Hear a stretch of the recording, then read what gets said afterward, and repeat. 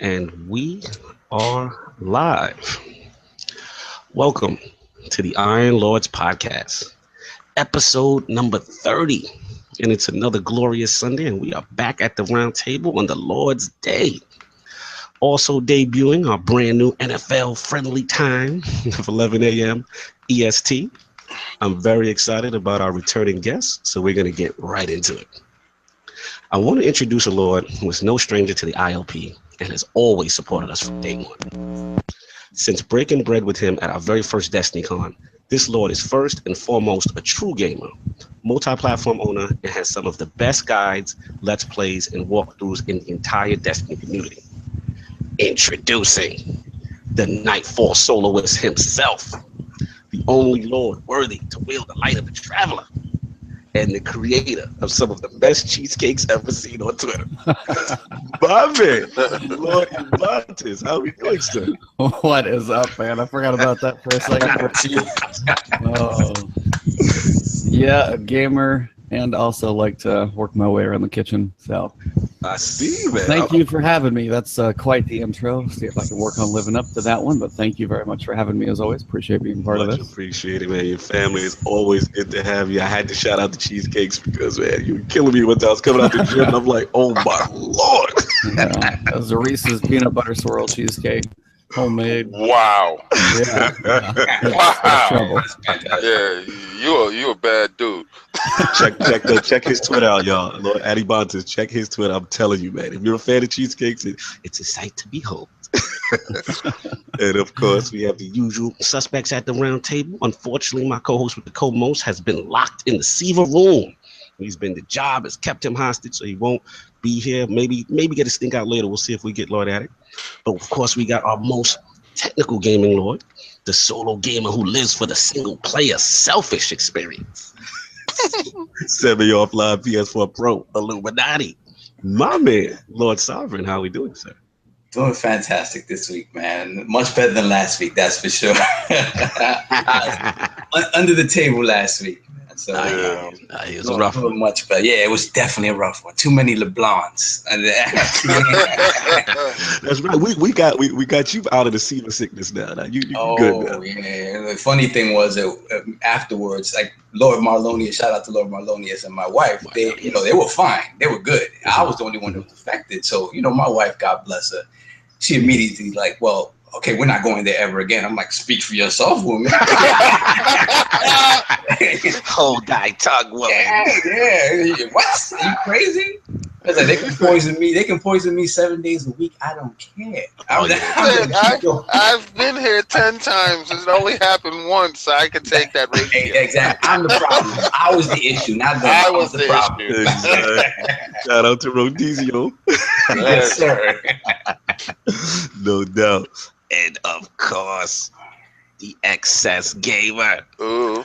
The Lord who is a man of his convictions and demands nothing less than the premium experience. Ooh. Beloved, Lord King, how are we doing, sir? What's going on, guys? How's everything? Well, it seems like this sickness is going around. Give everybody an update on Sir Benjamin Johnson. He has pneumonia. Went to the vet. Yeah, so he's doing well. He's on the mend. So yesterday he was really vocal, hanging out, partying with the king. So, but he's taking his medicine, so he's doing well now.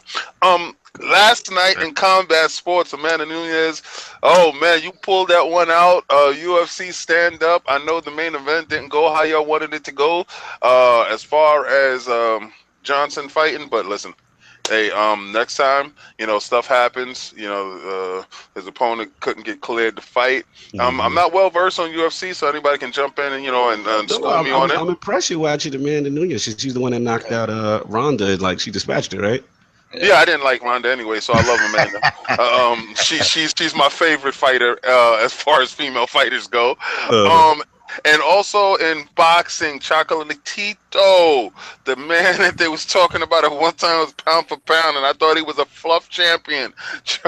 Turned out to be just that. My man Sochek B-Side gave him the business. And the reason why I know his name, because I kept making jokes about his name, calling him the B-side of the album. So his name is Sochek B-Side. Stand up. That name is original. Let's just say that. Yes, it is. 4th round knockout. He was giving them the Hayachi doodle making shots. It was ill. It was a great night in combat sports. And I snuck my destiny in between that. Oh, we gonna get into that. Yes, sir. And of course, one of the original Iron Lords, the hunter who helped build the Iron Lords movement from the very beginning, Mr. Haiti Ho himself. My man, Lord Zero, how we doing, sir? Doing pretty good, homie. Just been grinding the grind, don't stop, since Tuesday at midnight, man. And I am tired, but happy. Stop, won't stop, baby. I hear you. I hear you. Good And I to just have want to you, give a quick shout out to the Channel 5 clan for being complete and utter badasses and getting level 2 already. Level 2, very impressive. Very impressive. Shout out to you with that Nightfall. Let's just say that Nightfall's been interesting. We'll get into that. No doubt. That was real nice to see. And of course, we have family to the round table. The PC enthusiast who moves like Zer and the Nine in these streets. So we're happy to see him when he appears in the wild. Mr. Bullets Rain himself. My man, Lord SWAT. How are you doing, sir? I'm doing good, man. How's everyone? It's been That's my bro right there, baby. yeah. It's good to be back. Doing, man? Yeah, I'm doing good. I've Spoke been to the Nine. The Nine let you loose today. I was impressed. Like, my mind is not my own. Well, they didn't let Zer out this week, so they're I like, you know, love when SWAT we does can the let Zer SWAT come impression. out. I'm weary of popcorn. No doubt. So a little rested, little weird. It's good to have you, man. Yeah. Good to have you always. And of course, it is Lord Cognito here spreading you that gaming realness on the ILP. Not telling you what you want to hear, but what you need to hear. So before we get into what the Lords are playing, and we all know what the Night King, right? Oh, the Night King. That's true. I should run with that. You're right, Lord Zero. I know. I'm gonna save it. Fair enough. So before we get into what the Lords are playing, and most likely all Destiny, and although Lord Ebontis is family to the round table, a lot of our Tick family may be unfamiliar with him. So I want to first start off with Lord Ebontis' his video game system history and what inspired that amazing Destiny YouTube channel. So Lord Ebontis, give me some of those early systems. What got you into gaming? Oh, me, I started all the way back on NES, so 8-bit Nintendo sitting upstairs. Oh, yeah. It's as far back as I go, but I mean, yeah. Nice. I remember the first game was like, that's where it was like either bought or rented, like Mario Golf or whatever. Just this little, that thing looks like crap now if you go back and look at that. It's terrible. But I mean, SNES is when I definitely got into it, playing things like Super Metroid, still one of my favorite games of all time.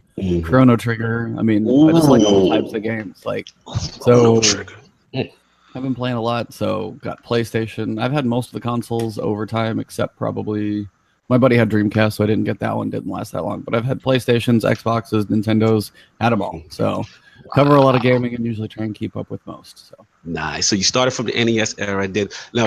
My question is, did you kind of stay the course with NES then Super NES, or you just still multi-platform even back then?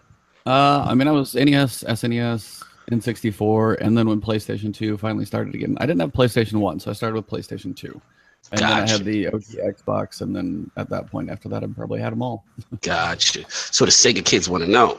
No Genesis in there? No, No, never got into that, so I missed that one. I missed that wagon. That's all right. You guys can have your Don't worry, we'll get that Sega fan base back for you. No. So what about the now tell us about what prompted that amazing channel, because I call you the Nightfall soloist. You're the first person I've seen doing Nightfalls solo. So like was that part of the inspiration, or like just the love of Destiny? Like what inspired the Ebontis YouTube channel? I mean, it was more just from, I took a break from what I was doing for career for a little while. So I took a break and wanted to see how that was going to go. And then just the idea of things that I knew I could at least accomplish. And it was the challenge, because after a while in Destiny, we all get to the point where unless you're just going to start chirping people and things like that, you get to a point where you kind of know most things. So it's hard to find a challenge after a while, because if you know the raids and you have a good team, even those you can knock out really fast. But a solo Nightfall, depending on the modifiers, can be a bit of a challenge. So really trying to break those down. And it was for people who didn't always have others to play with, because we know it's not always something that everybody has a group to play with. So I played a lot all the time and was trying to help many people out. And it's always nice to see the comments on the channel when people are like, hey, thanks to your videos, I was finally able to knock out my first solo Nightfall. Those are the really cool ones to see. Always just helping people out, giving them guides. So I talk all the way through my Nightfalls. So while I'm actually trying to do this thing, I'm actually trying to have a cohesive discussion of here's where these people are going to enter. This is the type of damage you want to do to the boss. And it really kind of break it down and get to know the playthroughs really, really well. So it was just my way to give the people the information. So if they were going to attempt it solo, hopefully to have the best success possible. Nice, man. You do a fantastic job. Like I said, I studied a lot. I learned about the Void Walker builds through you when he's doing Prison of Elders, with the kind of like just getting your health and getting grenades and scatters, and oh man, that's such a fun build. I don't know if you remember the Nothing Manacles one. Oh, Nothing Manacle Scatter build? Yeah, that's just too much fun. When they finally threw Daybreak in there towards the end of Destiny 1, you couldn't have much more fun than that if it was a Void Burn. Absolutely. Cool. And I want to bring it back to the Lords. So usually I ask what the Lords are playing, so I'm going to ask it differently. Other than Destiny, what have the Lords been playing? Let's start with Lord Sovereign. Mario Rabbids. I know you guys talked about it last week, and I really want to play that too.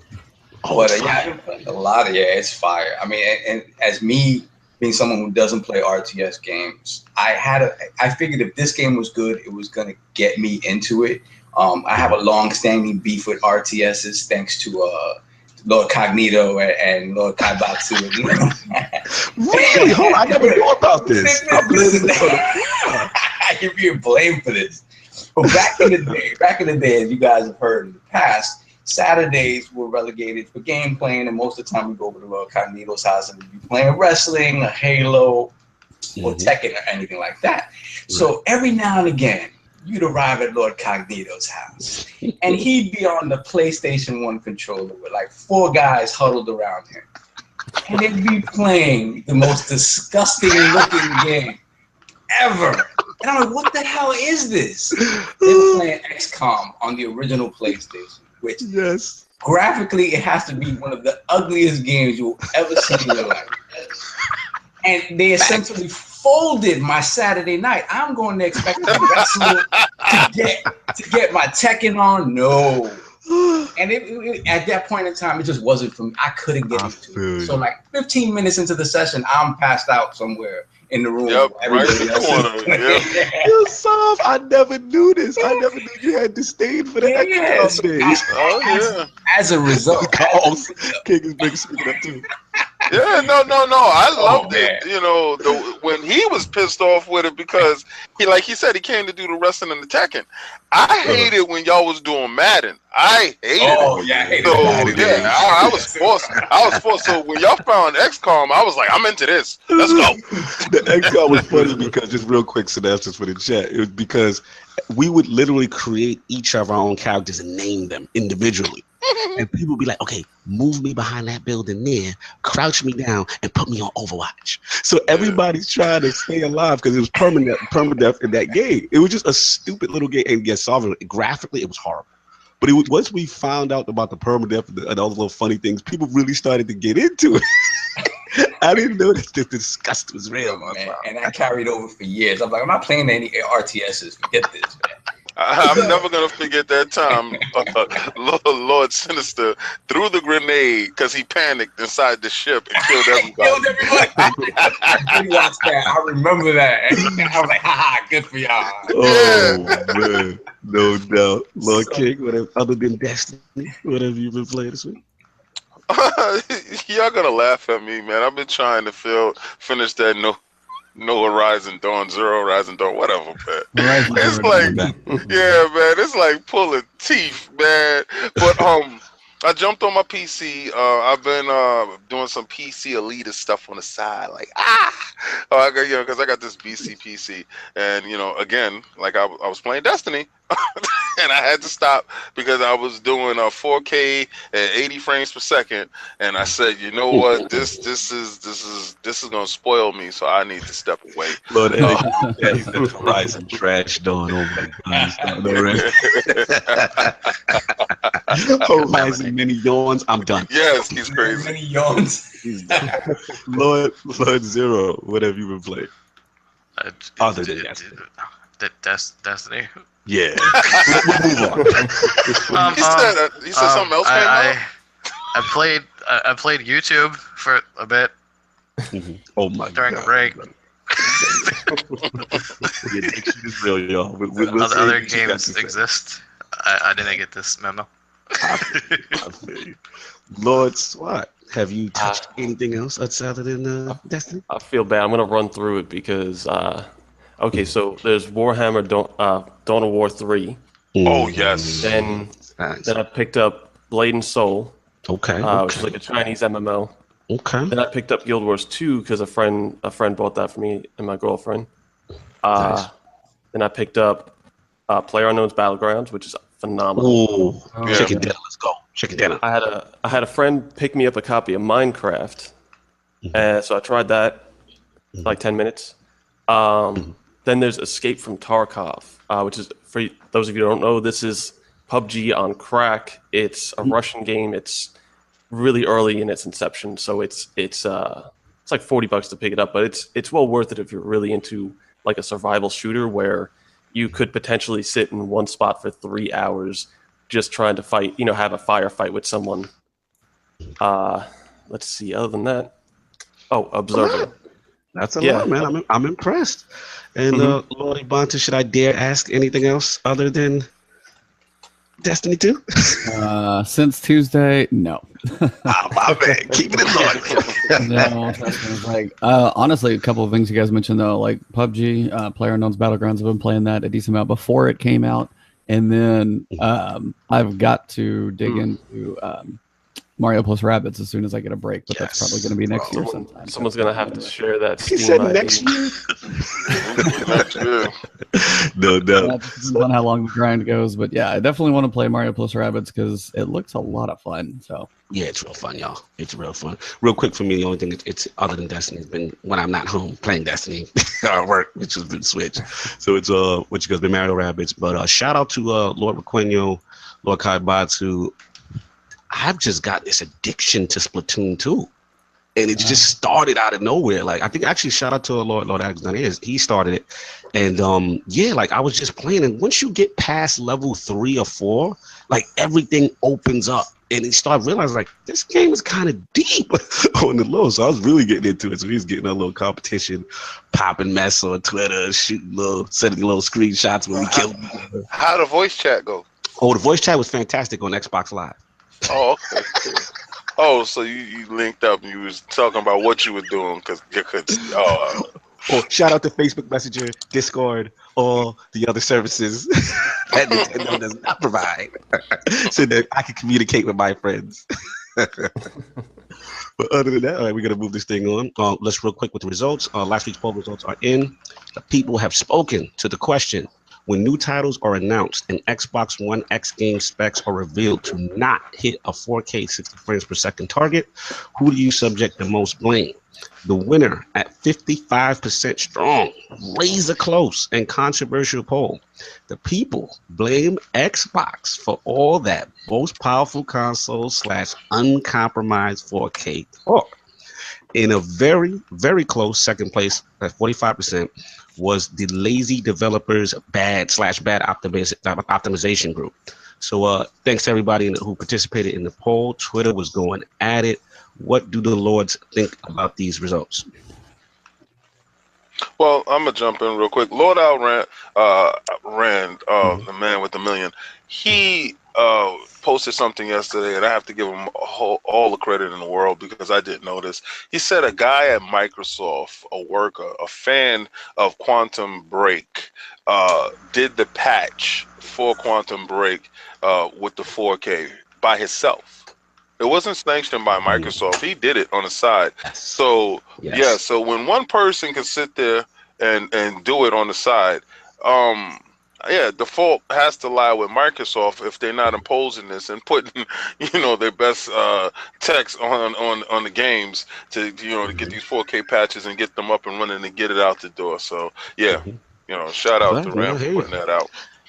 It was definitely a controversy. I'm curious, real quick, Lord Sav, your feel on those results, and Yeah, I very think. curious. I know we had discussions in the past about that. Yeah, I mean, I'll always say that I'll never call a developer lazy. I mean, a developer is always going to try to put their best foot forward when it comes to how their game looks and runs, and it's a lot of it is going to have to be on the console manufacturer side to give them that help, especially with the X. So I mean, it's something that, again, it has to lie with Microsoft, and it's something that we talked about when we first learned about the specs of the X1X and how it was going to be upgrading games. We said, well, I felt that Microsoft this was going to be something that didn't even have to be stated. The fact that they would help as much as they can to make sure that all those games would be up to par, even if the developer wasn't able to do it, because the fact of the matter is that's how you push a narrative of what that system is. And so they need to do it. They need to do it. And if it's not being done on every third-party game, they need to figure a way to do it, because that's if you're going to push this narrative with the X that it's going to be the best place to play all your third-party stuff, you really need to make sure all of those older games are running as well as they possibly can. Facts. And real quick, Lord Ebontis, I was curious about your. And I know you weren't there for the initial question, but did you? What was the initial question? I guess. Well, pretty much, when like a lot of Xbox One X games get announced, and initially, some of them are not hitting either the 4K native or the 60 frames per second target. The question was, who do you most blame? Because there was a lot of discussion in the Twitterverse. A lot of people were like, hey, these developers are lazy, they're not optimizing the system. And other people were like, no, it's not that. It's Microsoft, for making these statements that it's the most powerful console ever. Yada yada yada. So that what the poll was pretty much about. So based on that limited information, based on that, give me a complete discussion and have a great insight into this wonderful thing. No, just give me exactly. Just give me informed opinion. Just go. I mean, honestly, it's new for Xbox One X is new. I don't know how long dev kits have been out there and things like that, but any game that might be announced and released to be coming soon outside something that in-house for Forza, they're going to have access to that dev kit and the idea of what's going to happen before. So they're going to have it running 4K, sure, and Forza is a really optimized game anyway. But for third parties, they're getting into it a little more, and they want to make sure their game runs well on a larger player base probably first, than focusing on the X. So it's the push probably does need to come from Microsoft to make sure it does.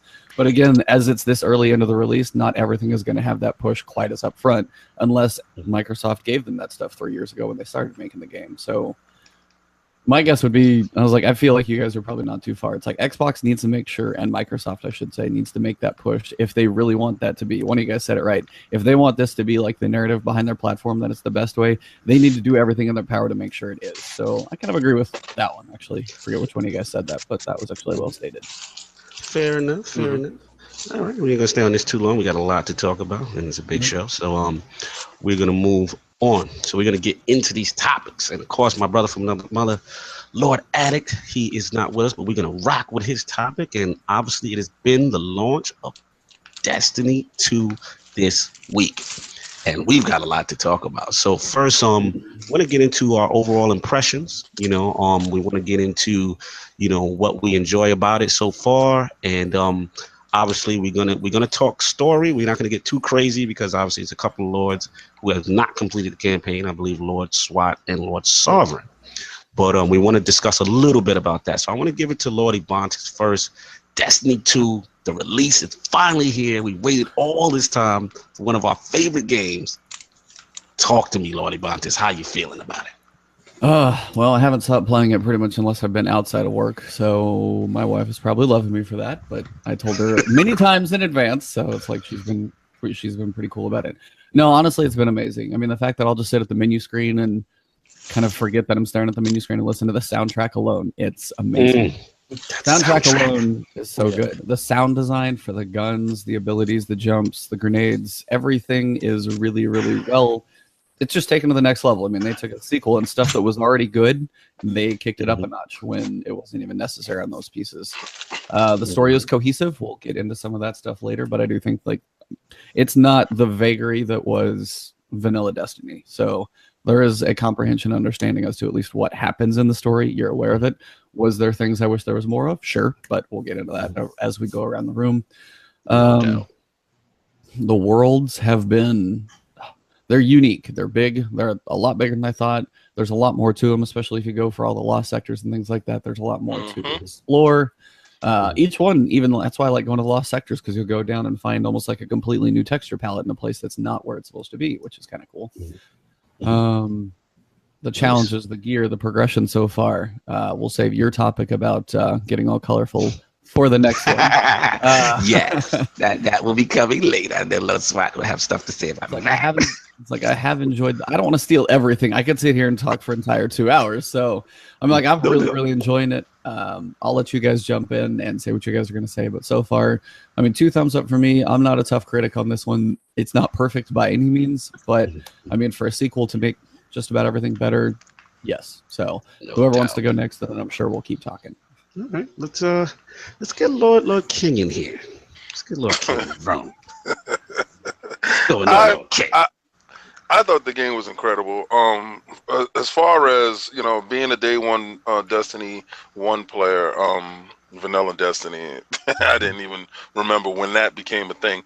After the DLC and people was excluded from playing certain activities with their friends, and I knew in the beginning the first Destiny was held back from the old systems, and this show. This show, man, oh man, the vision. Like the first time I saw the Hive in part 2, I said, oh, this is how they really wanted them to look. Because instead of them looking like skeletons come to life, no, it's actual bone armor on top of them. So when I saw that, I said, oh, okay. And then the movement of the Fallen, the scurrying across the floor to stand up, and how they rush you, how they get low. They're creepy, man. They're like a horror movie. Yes, exactly. This is what I was trying to say. Like in the beginning, when you're playing by yourself, and you have the headphones on and you're in the dark, and the feeling is of a Del Toro horror film. And I said, wow, they nailed it perfectly. The story cutscenes leading into it brought you closer to the story. I was like, whoa, this is deeper, way deeper. They had enough time to focus on all faults and rectify any graphical problems that they was having before. The 30 frames per second versus the 60 frames per second will always be an argument, but I know why they had to do such things is because they're being held back by the current base systems. The current base systems aren't as limiting as the older systems because what was the cache was 512 megabits cache that they had to work around, opposed to now the cache is a lot higher that they can pull with the textures and everything. So the world looks diverse. You see the foliage. That's what blew me away. When I went to each zone and each world had a life of its own, it was fantastic for me.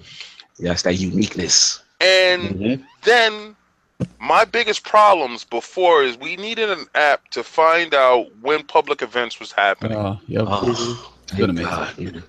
And yes, the fact that the public events right now is a scheduled thing that I fly from, and listen, fast traveling is a godsend. From point A to point B to when you get your scooter, and the scooter controls is fantastic. They got tighter. You can take those corners because now the geometry of the world is so open and it's so diverse that the control of the bike is better. So you can take those corners and dip and turn and slide and go on I'm in love with the game. I know y'all can hear it in my voice, and I'll be waiting for the raid. I'm actually 270 now. What light is right? Yes, I'm a monster in these streets, and I got a couple of tricks down packed. So I'm gonna take Lord Sovereign under the wing. We're gonna finish that story, and we're gonna appreciate this game together.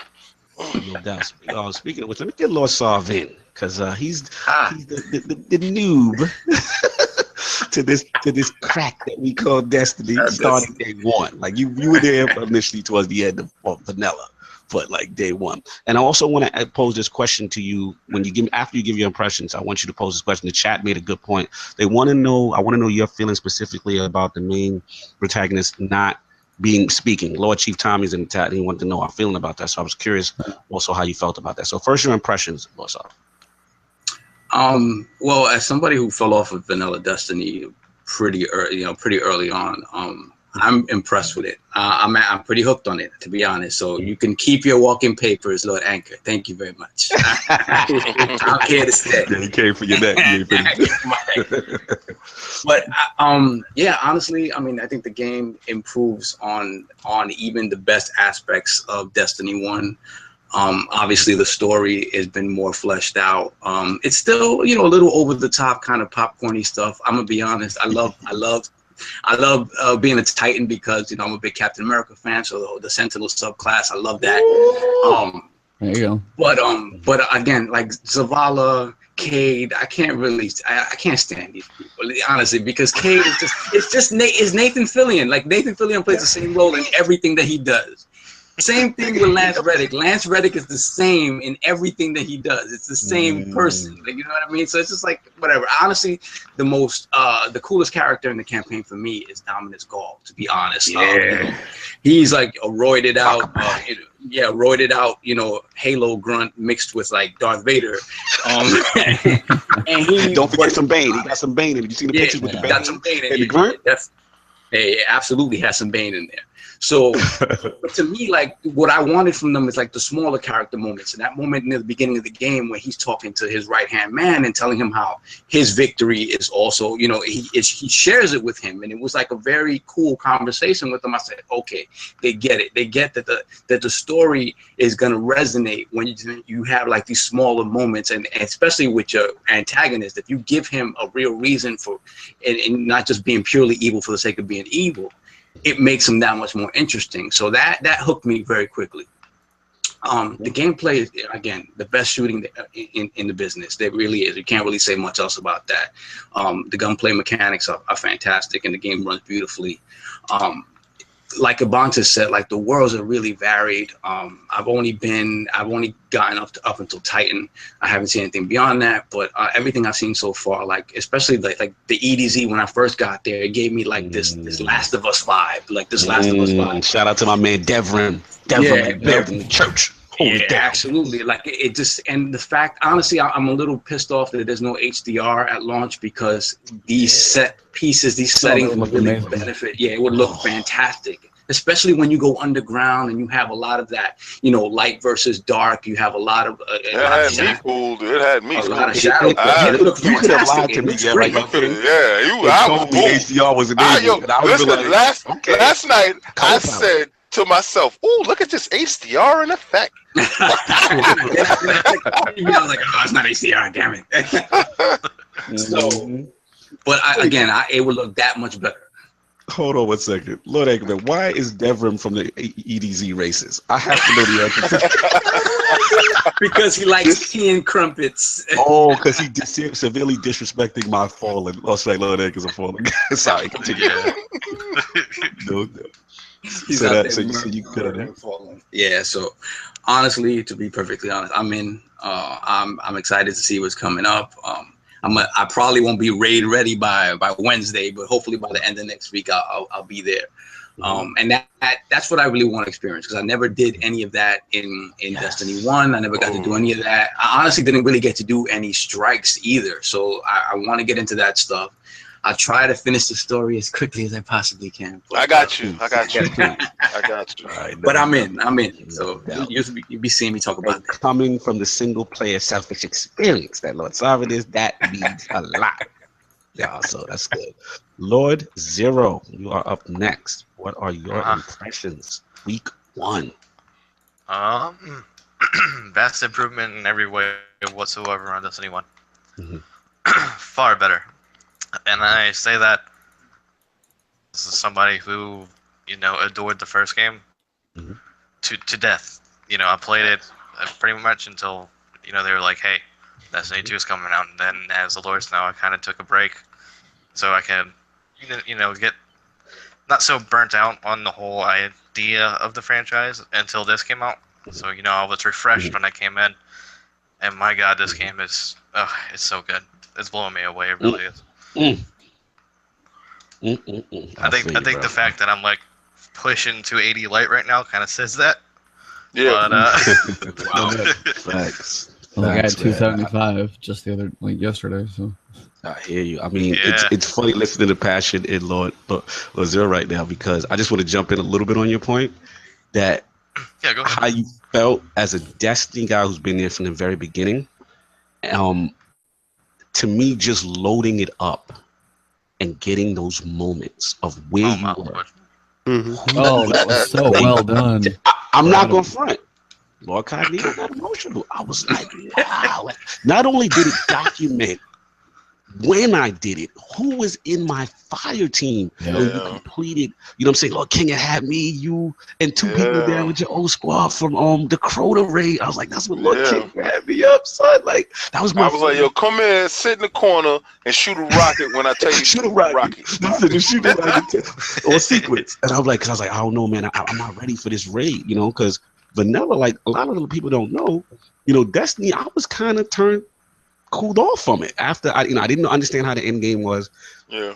Shout out to Lord Sinister, shout out to Lord King. They were like, listen, man, you got to do your first raid, and we did it and completed it. And I was just like, wow. So just to see those moments relived, I thought was such a special touch by Bungie for the hardcore. It was funny because Lord Cognito was in the room and the people I was with was looking at his sneakers like, what are those?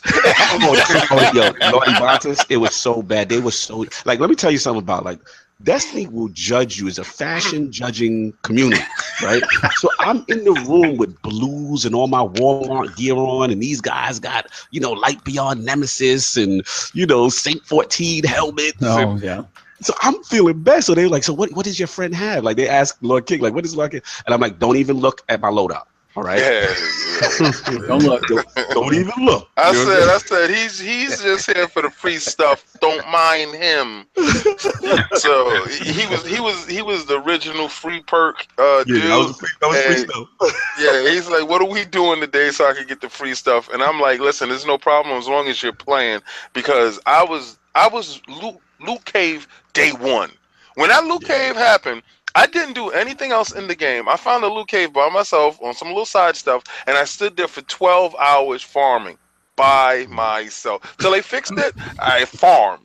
I didn't play any of the game. I was looking for loot caves this time. I'm going to tell you now. I was out here actively looking. They sealed up all the holes. Well, this got the loot caves. You just run into the dead zone and you got that little cache code you got to pick up. Yeah, it's about as loot cave as you're going to get. So I'm sorry, Lord Zero. You brought a lot of feels back. I interrupted you. You brought a lot of feels. Oh no, you're right. Like that whole memories thing hit kind of hard, man. Because excuse me, for what a lot of people don't know, or well, I mean they know, but may not get, is for people who were there from like the very beginning, like the vast majority of us. That was 3 years of dedication. I was just flashed in front of you. Those are accomplishments and like for instance, when the Vaulted Glass thing came up, right? And then like you completed the Vaulted Glass, and for me it was on launch day, and I sat there, I was like, well, fuck, man, that was so long ago, but I remember it like it was yesterday because it was such a good gaming memory, right? And then you look at the people you did it with, and I saw that, I was like, well, damn, man, I still talk to these people too. And on most games, don't talk to those people. There was a couple. I was like, I don't even talk to that person. No.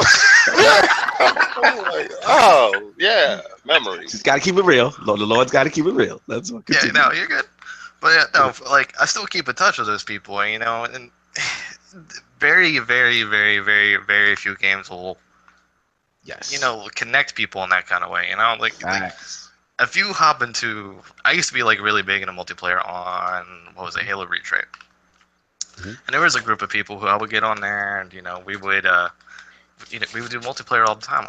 We didn't, it was like a different experience. We don't you know, it wasn't like, it was just a different feeling altogether, if that makes sense. Like because the thing is with the raid, it's like you have to have that camaraderie, and you have to, you know, work together and be able to situation, or else you're just gonna like have a horrible time, right? Yeah. So you make friends doing it, and it's a great experience. It really is. Facts. And shout out to Lord Frodo, even you, Lord Zero. I mean, think about this real quick before I give it to you, so I know I'm talking a lot. Think about what this game has done. Like, I've never seen a game that I've played for 3 years plus, right? Then made all these amazing friends. Like, I met Lord Ebontis because of Destiny. How crazy is that, right? We went to another state to celebrate our favorite game. Like Guardian Con, right? Or whatever it is. And we did a lot of things. Yeah, like we sitting there, we're talking to each other, and I'm like, I like this guy. He knows his Destiny. And we just kicked it, you know, and it was just a cool thing. And like I said, I think the King's Fall raid for me with the with Frodo, I remember bonding with him on hard mode when we finally did it. And I'm like, yo, you're in Channel 5, bro. Like it felt like we went through Vietnam together. Like you go through stuff, like you really felt it. Like you was like, yo, that's my guy right there. Like shout out to Monkey Lovins. You know what I mean? Like Monkey Lovins, that's my man. You know what I mean? Sinister. It's so many people. Like you have no idea. Like it's something about this game. That's why, as much as funny as I used to be a hater of Destiny, no one can tell me anything because I know. Lost Spot, you're up next. Like, think about what it did for us and Pat, like all the stuff we used to do. You know what I'm saying? Trials and Lost Spot, it's yours. Go ahead. I'll be in my feelings all over. Yeah, no, it definitely did have that feeling because I remember seeing when I was scrolling through them, I could see when all the time that I was just solo playing, not having anyone to play with, and all of a sudden when I started actually playing with you guys, and all of a sudden it's like Crota and you know Taken King and Oryx and all these different things, and all of a sudden I'm seeing full like parties built out, and I'm like, I know I really did play with those guys a lot. But, Facts. yeah, but I think one of the things that really kind of stands out to me is how they basically built themselves a blank canvas for this. You know, they have so much in there already, but they have so much that they can do and so much that they can go into. I think that it really stands out for the Testament of Destiny that, you know, they're trying to build something that they can work on and expand on for years to come. And you know, I'm going to be very happy to have the ability of playing on the Xbox and the PC and being able to kind of have that freedom and to see just where the game is going to go. I'm very excited for the time to come with Destiny 2. Real quick before we move into everyone's favorite topic of ShaderGate, does anyone have a problem with the main antagonist not speaking? Just anybody can do it. No, there's reasons why he's not speaking. It's not like a Halo game where you're Master Chief, you're your own entity, and to go into giving him a voice and doing all that other stuff to it, I think it would take away and it will distract from the actual core story. Facts. Okay. Anyone else? Jump in on that too? When Gaul took his light, he also took his voice. I'm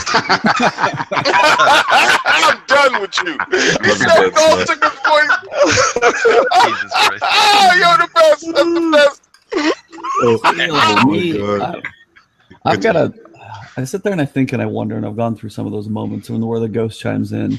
And honestly, if you're Guardian, even if there were like different recordings, whatever it is, had some camaraderie back and forth, I feel like you would even be attached more to the game if there was some type of discussion back and forth when you sit there and talk about failsafe. And then later on, if you were just walking around and all of a sudden there was a discussion between you and him, or if you're flying it, I'd actually really be curious to see if I know they won't, from all the things I've heard, it's meant to be you're your own Guardian, so you're meant to put your own thoughts in there. But I mean, you think about Mass Effect and something like that, to where they have a main character that you're going to have, and it's full dialogue. You've got The Witcher, same thing. There's actual, like, all those things are already taken care of. So it's like, yeah, it doesn't take me out of the world even more. I just actually feel like I know what that character sounds like now. So personally, I would actually like to see a voice in there. But so I'm kind of with whoever was saying that in chat. I wish there were certain times where I wish it was there, because there's some comments when you sit there and back and forth, it's like an open-ended thing from the ghost, and it's like, and if I would just like say what I'm sitting there, like if I'm live on Twitch or something and I say something, if my Guardian said something there that would be, I feel like, what fits, like that would just kind of nail the joke or anything even better. Oh, part 3. Part 3. Destiny 3. Part 3. There you go. Destiny 3. You get a voice. You had anything for that, for the antagonist? Are you good? I just wish the ghost was funnier. He tries to be funny and he's not funny. You damn dinklebox. It doesn't even have anything to do with Nolan North or whatever. It's just, writing. Nolan North or whoever. I don't know. I don't care. Whoever does the voice, I don't care. But whoever does it, it's just their lines that they have, man. They're just not funny. And they try to be funny. And I laughed so hard in this game. You know this. I get it. Dinklebot has such a good following. I don't know. I always laugh. I don't know. I just think it's funny. Continue. You guys laugh at Failsafe? Failsafe. Yeah, I love Failsafe. Oh, I love Failsafe. Yes. Oh, Failsafe is hilarious. You know what's my man? The what's it? Ikora's warlock friend that be hating on. Oh, Asher. Yeah. I love Asher. Man. I'm loving that dude. My man right there. He don't like Titan. A survival solution is to headbutt it.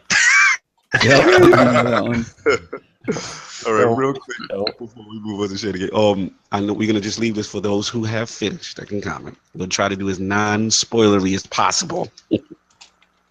How did we feel about the conclusion, the ending, and the You mean the climax? Yeah, exactly. So again, it's non-spoilery. I'm just gonna mute I'm you sorry, I'm gonna spoil the hell out of it. Mute yourself. guys. Don't do it to him. Don't do it to him, kid. Look at the screen. Look at your screen, and I'm gonna say, "Come back now." It's a statute of limit. The game is like 3 days out. It should be a statute of limitation. No, it's not. It's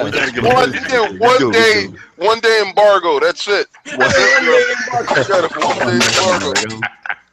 It's like if you don't grind and lose sleep and your eyes aren't bleeding, you don't play It's like not about that. 4-year-old crackheads. I mean, Listen, I'm sorry. I need my fix. Let's just say this. Were we happy with the ending, Lord King? Oh, so you talk about when Gaul? Nah. when Gaul ripped the light out. Let me tell you something. We know that Gaul gonna get that light. He about that light. So that should not come to anybody's surprise. Lord, he told the story. Man, he about getting that light. So he stole that light. What I like is how he has the speaker all crunched up in a little box. And he unfolds them like a little transformer, like a little Rubik's Cube. I said, wow. I said, this is the beastiest thing, because usually when we fighting beasts, they just come when we're fighting, and it's not no capture. This is a capture situation. And he's interrogating this dude like, no, what I got to do to get him to love me?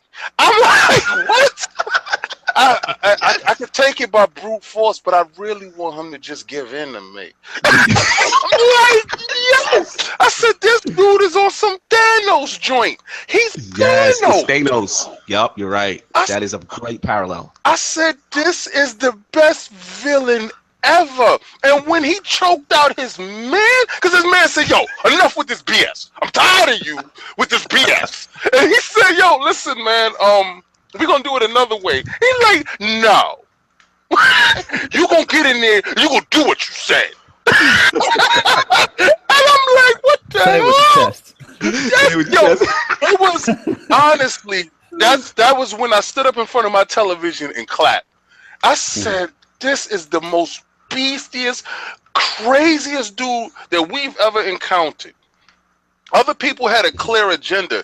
His agenda, he wanted to be accepted by the light, and he looked at us as inferior beings. And why are we chosen? Mm-hmm. I said, man, that's right. I'm giving out spoilers. Sorry, guys.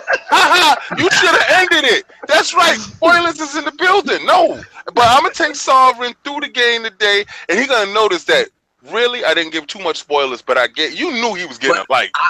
I'll say this. If it goes against what you would normally expect from like a sci-fi movie, whatever, where the good guy wins, if it goes against that, I'm good. Like if Gaul wins at the end, yes, give me that. Let him win. Oh, so then you're gonna love this. We go quick. Lord Ebontis, what was your overall impressions of said ending?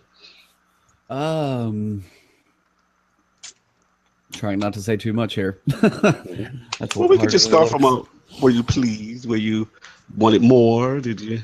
No, I was like, honestly, the progression of Gaul was really, really cool. As you were saying, just what the character went through. You actually got to see development of a villain.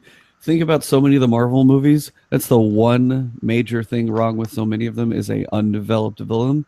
And they spent the time to put so many cutscenes in there, so we got to see the reasons why with Gaul. So his secret isn't safe. Yeah, what was his motivations? Yeah, so you actually get to see the motivation behind, as opposed to the vagary of who knows what. But all I can say, no spoilers. There's a shape out in space. Oh yeah. Yeah, and that's all. Basically, all I can say is when the game finishes, it made me wonder what comes next. Yes. So that part felt Marvel Cinematic Universe to me. I was like, yeah. So all I can say is I enjoyed it. We know what that is, though. We know what that is. Yeah, we have a pretty good idea from what I've looked at, but maybe we're still waiting on the Hive Queen. Oh yes! Wow! Yes, they got a lot. I mean, Emperor. Slap my man. It's like, yeah, between Hive Queen and Emperor, yeah, there's some big stuff out there. All right, Lodi, watch this. I'm sorry. No, when you finish. Yeah, I was just gonna say I enjoyed it. I probably made it harder on myself because there were some things I didn't pick up in the final mission. But yeah, we'll get to that when we talk about spoilers. I'm gonna jump in right quick because I'm gonna surprise y'all. Like, I guess coming into this whole situation, obviously being a Destiny fan, knowing, always getting criticized, what's the thing people hate about Destiny the most was it has no story, right? All Destiny fans hear that all the time. Has no story. So I came in with extremely low expectations, right?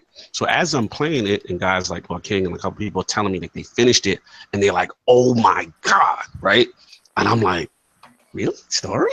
You know what I'm saying? Like, a lot of people I know, they like, shout out to Bella, from RGM. So many people like the story. Oh my god. So I'm like, okay. And I'm playing it, and it's very Halo-esque, right? I felt the campaign for a lot of vibes from Halo, which is, I feel, a good thing. I'm like, that's good. Now, as I got to end, I'm like, okay, I see what's going on. I will say I was a little disappointed in how things wrapped up. I felt things kind of wrapped up a little too quickly. That's just one little minor nitpick. Once I got to the end, I'm like, all right, I see what they're doing here. Epilogue, I see what's going on. Okay. But again, I wasn't really wild. I was just like, this is solid, right? Until I spoke to my man, Lord Dizzy. So I got to shout Lord Dizzy. Here we go. Lord Zero knows where I'm going with this. Now, as y'all all know, I am a disciple of Osiris. You know what I'm saying? So I was laughing during the cinematics when Gaul had the speaker trapped up. I'm like, yeah, get him, unmask him, drag him through the street like Zoom did Flash. Like, I'm all about that. That's evil. Yes, I don't like this. Ebontis knows we've had that, ILPs in the past. SWAT knows, Zero knows. Like, I do not like him. Any man that does not show his face, I don't have any respect for him. To me, he's a false prophet. I don't know what you don't like Spider-Man?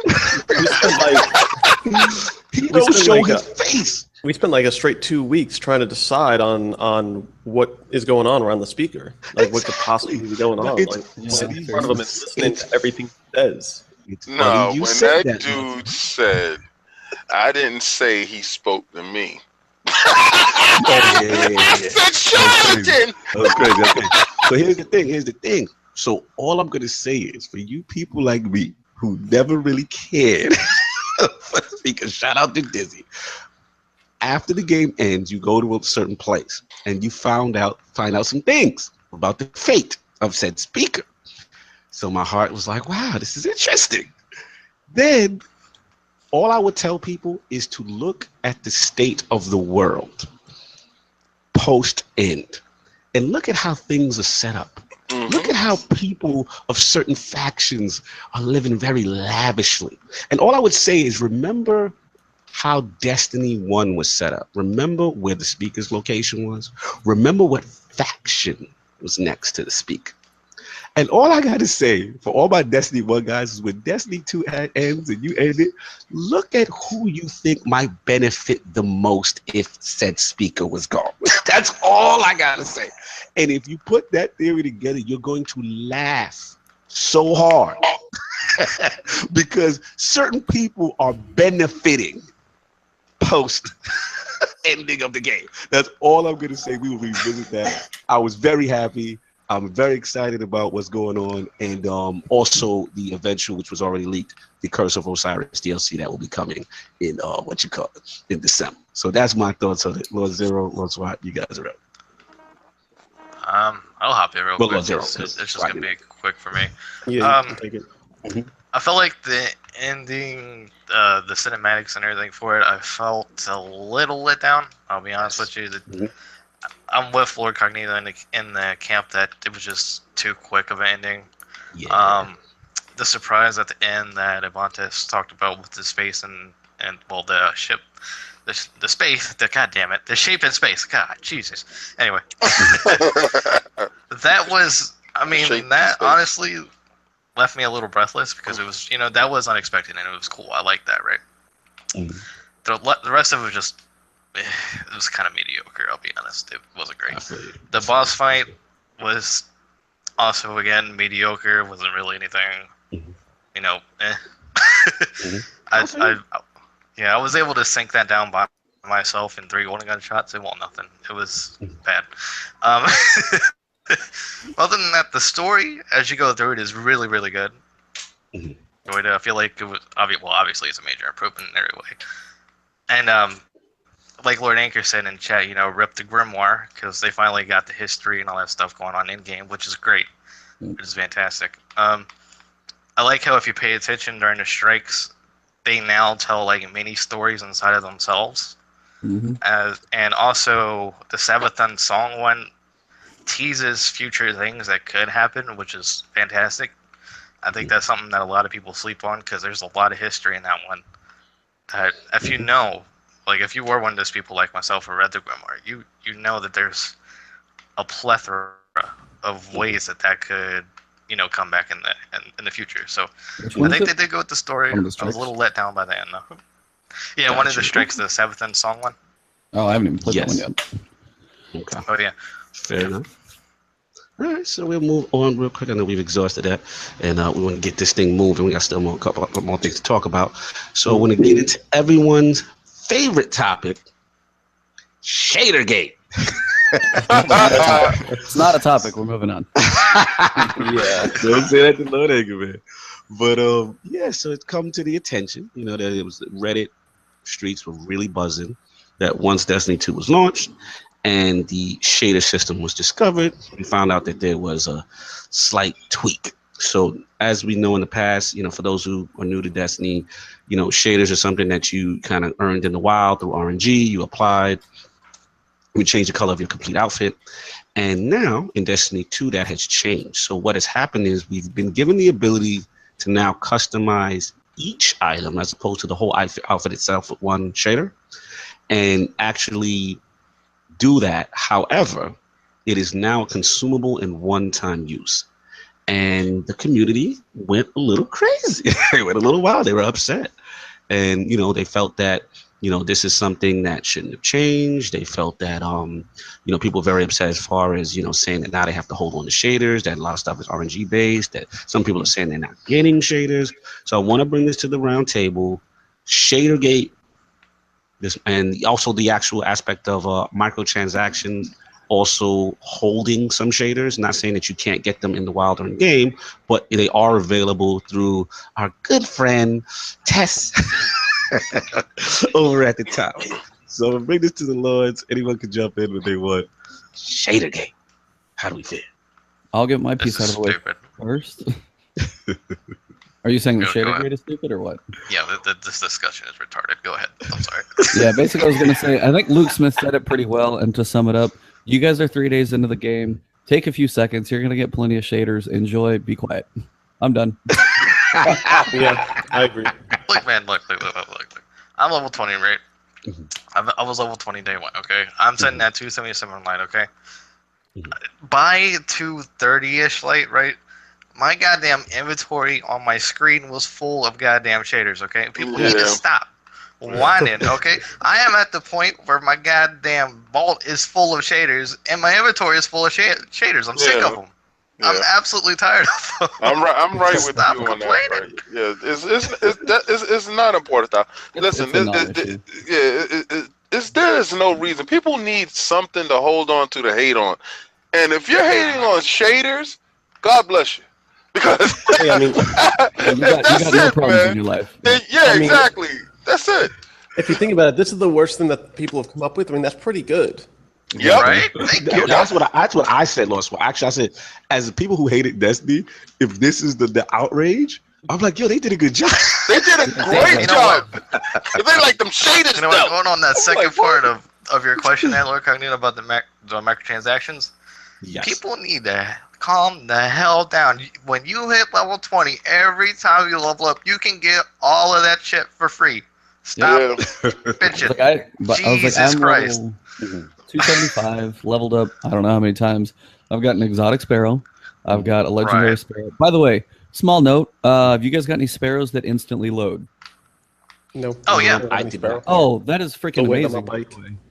Yeah, when you hop on and they reload your weapons. Yeah, you hit it. Oh, yeah. Where and it's just like instant go, and I was like, oh, this is great. That's like quality of life. Let me play devil's advocate because I gotta defend Lord Anker's honor because it was a big argument last night between him and Lord SWAT. They were going at it. It was kind of funny. You're gonna have Lord Tyrael about to tear you apart. So you're funny, Lord. Change coming down.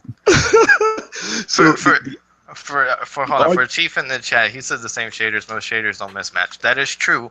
But when you get shaders, you get them in bundles of 3 or 5 or sometimes. Oh no, they command the build. I was going to defend Jesus Christ. Now, to Lord Anker's point, you know, I want to play devil's advocate because we at Iron Lords, we hear all aspects, even with stuff we don't agree with. You know, he made a point last night that's saying, look, you understand that there's more customization now, but at the same time, you know, Destiny 1 basically had this feature, and now in Destiny 2, it's being taken away. So, Lord Anker, is anything else you want to elaborate on your point last night as far as ShaderGate? Now, I'm only going to be here just for a brief minute. I know. That's why I brought you in. Don't get it twisted.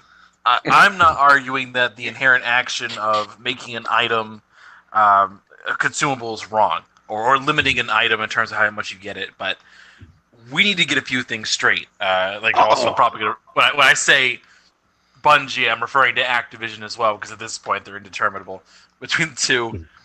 So, first off, the ability to bind a shader to an individual piece of armor is not mutually exclusive to the item being consumable. You can have both features independent to each other. What has happened instead is Bungie has said, oh, well, we're going to give you this cool little feature, but we're going to take away the aspect you liked. We're going to take it away a little bit. So, also, like in other games, yes, you have other games that have like consumable dyes and stuff, but they either have ways for you to make that, or you can either guarantee ways to get those dyes in that kind of game. It's not solely limited to like an RNG, like in some games, I guess I'm sure there's some game out there I don't know about that does that. That kind of goes to my next point. And Bungie Activision, the mixture of the two, took out this feature. They said, we're going to overhaul this, but we're going to stick this little aspect in here too of we're going to create a whole new market for our microtransactions. That's the whole point of this. We're going to say it's consumable. And like, yeah, you might get the right drop. You might get the right drop for your Cerulean Divide shader, which looks amazing with the carbon fiber and the green. I absolutely love that one. That was hot. They say, oh, you may get that drop, but you're only going to get 3. And if you want more, you can't buy them necessarily because we don't know yet until the cycle of the week if you could buy individual ones like you can right now if you have bright Ingram dust, which you can get by breaking down things you got from bright Ingrams. Can you guys hear me? Oh boy! Live from the Siva work job. Let's go. Oh yeah, he sounded like straight from the dead. Can you hear me? Brother from another mother, co-host. What's going on? I know you want to jump in those shade again. From the Siva vault. I just want to say something real quick. With two things. They holding his mouth.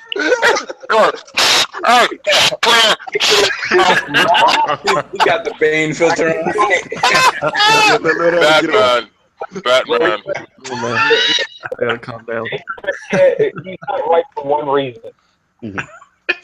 Because it has to be a law somewhere out there where he can't be right. So there's no way he can be right.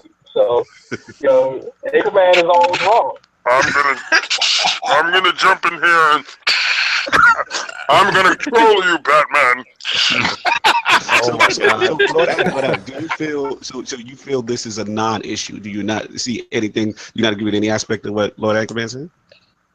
I understand why people are flipping out, but at the same time, I'm like, look, like they gave us more customization, and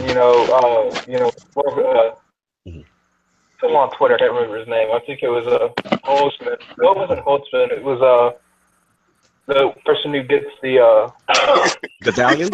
He sounded like he's talking to you from prison. You stupid. Continue to say that. You better hurry up before his clicks run out. You're on the Iron Lords podcast. When you accept the call.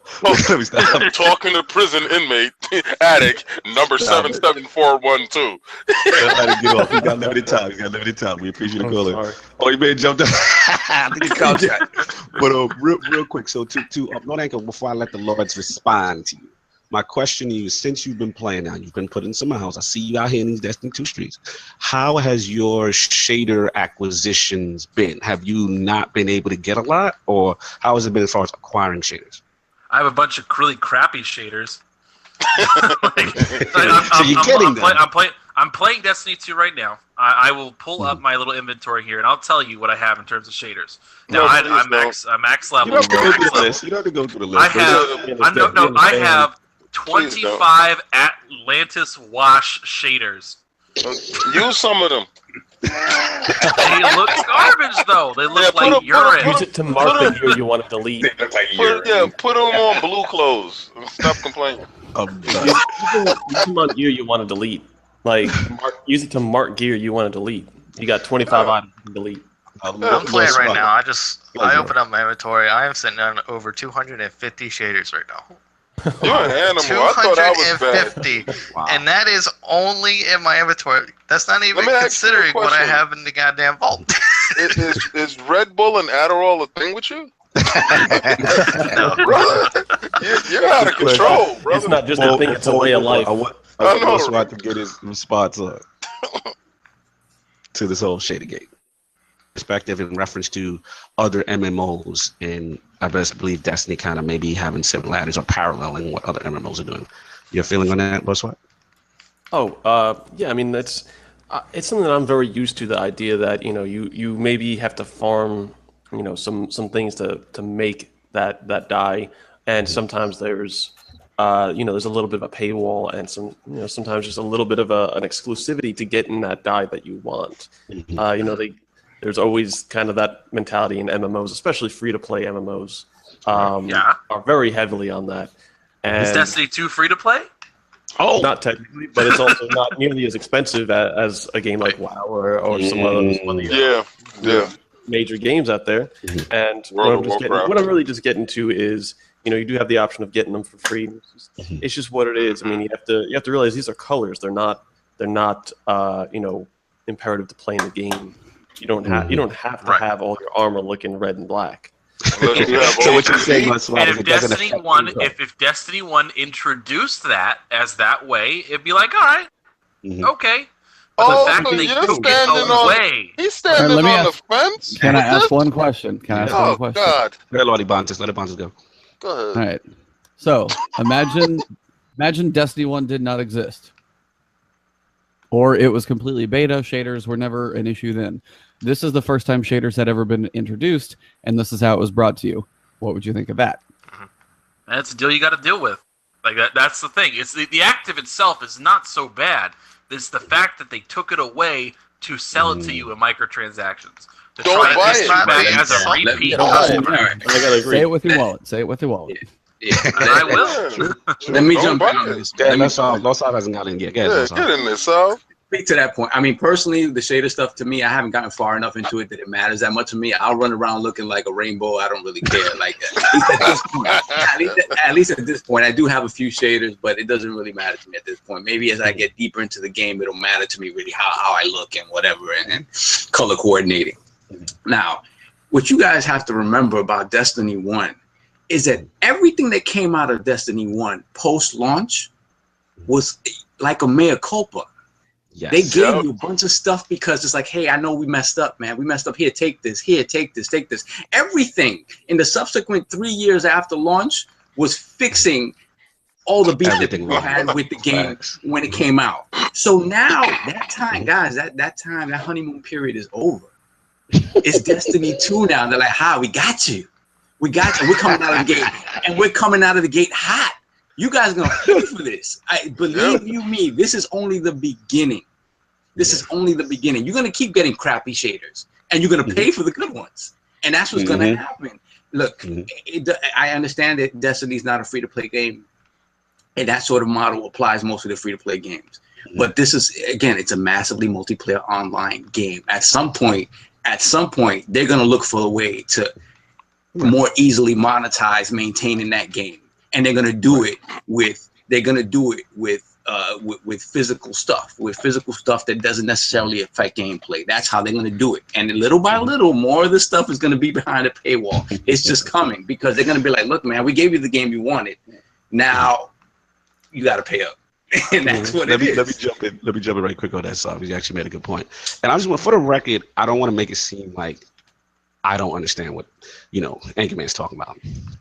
It's one of those things that obviously shaders to me, they are important. Like, let's be honest, Destiny is a fashion game. That's a big part of the game. Like, you walk in the tower, you're like, oh, hold on, what a lot of king got on? Oh, where did he get that color? Like, okay, you know what I'm saying? So I'm not gonna sit there and minimize that. It is a huge part of the game and the ecosystem. But like Losov says, I do feel that they know that they could attempt to monetize this, or at least put this in a way that if you really want and you fall to temptation and you really want that shader, what I'm saying?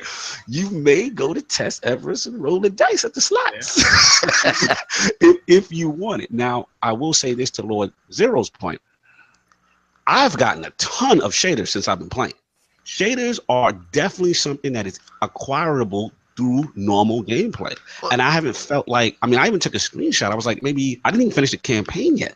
And I'm like, wow, I've got all these shaders. Now, the only thing I dislike, and again, this is where I do side with Anchor on just this point, is that now I'm noticing I'm in the mentality of, if I get a hot shader, I'm kind of hoarding it. Because I'm like, wait, I don't want to waste it. Can't show it off. I gotta hold it for my hottest gear, that kind of thing. And that's the only thing that it kind of changed my mentality a little bit. And I don't know how comfortable I am with that aspect, but I can't say that I'm not getting shaders or having an abundance of them. It's just my mentality has changed. So that's where I'm at on it. But my thing is, not to cut you off, let's just take a second and think of the inverse, right? Let's say you got the shaders now, and you got them permanently, and then you still had the freedom to apply them to anything you wanted, right? Like you can do now, okay? But they had unlimited uses, okay? Now, let's say, for instance, that, they brought back Cheddar White, or for Anchor wants to rule and divide, right? So let's say he gets that, and then you get it again, and again, and again, and again, and again. That's another shader that you could have gotten, but you're getting ripped off because you already have it, and it's like unlimited uses. So what are you going to do with it? Actually, what you do is you do what you do with the Bright Ingram system. Like the system is already in the game. All they got to do is just make it. That's perfect. They give you free money for something you get 250 of. Yeah, so you want the same system. You want to get apply this to a 25 dust that you can't use to buy anything with? Try stuff in the Eververse with that. If it's the dust, that's the thing. Yeah, Imagine if they did this with Overwatch. Oh, you got the Christmas skin. Oh, but you want to change it to something else? Well, it's gone. You can't use it anymore. Oh Mhm. boy. That's the same thought process. Oh no. So wait, Can't what you use want to do? my What you want golden to do is you want to be able to get a copy of an unlimited use shader that you can trade it. Now, keep in mind, when you dismantle a mod at Eververse, right? Because I've been through all this, right?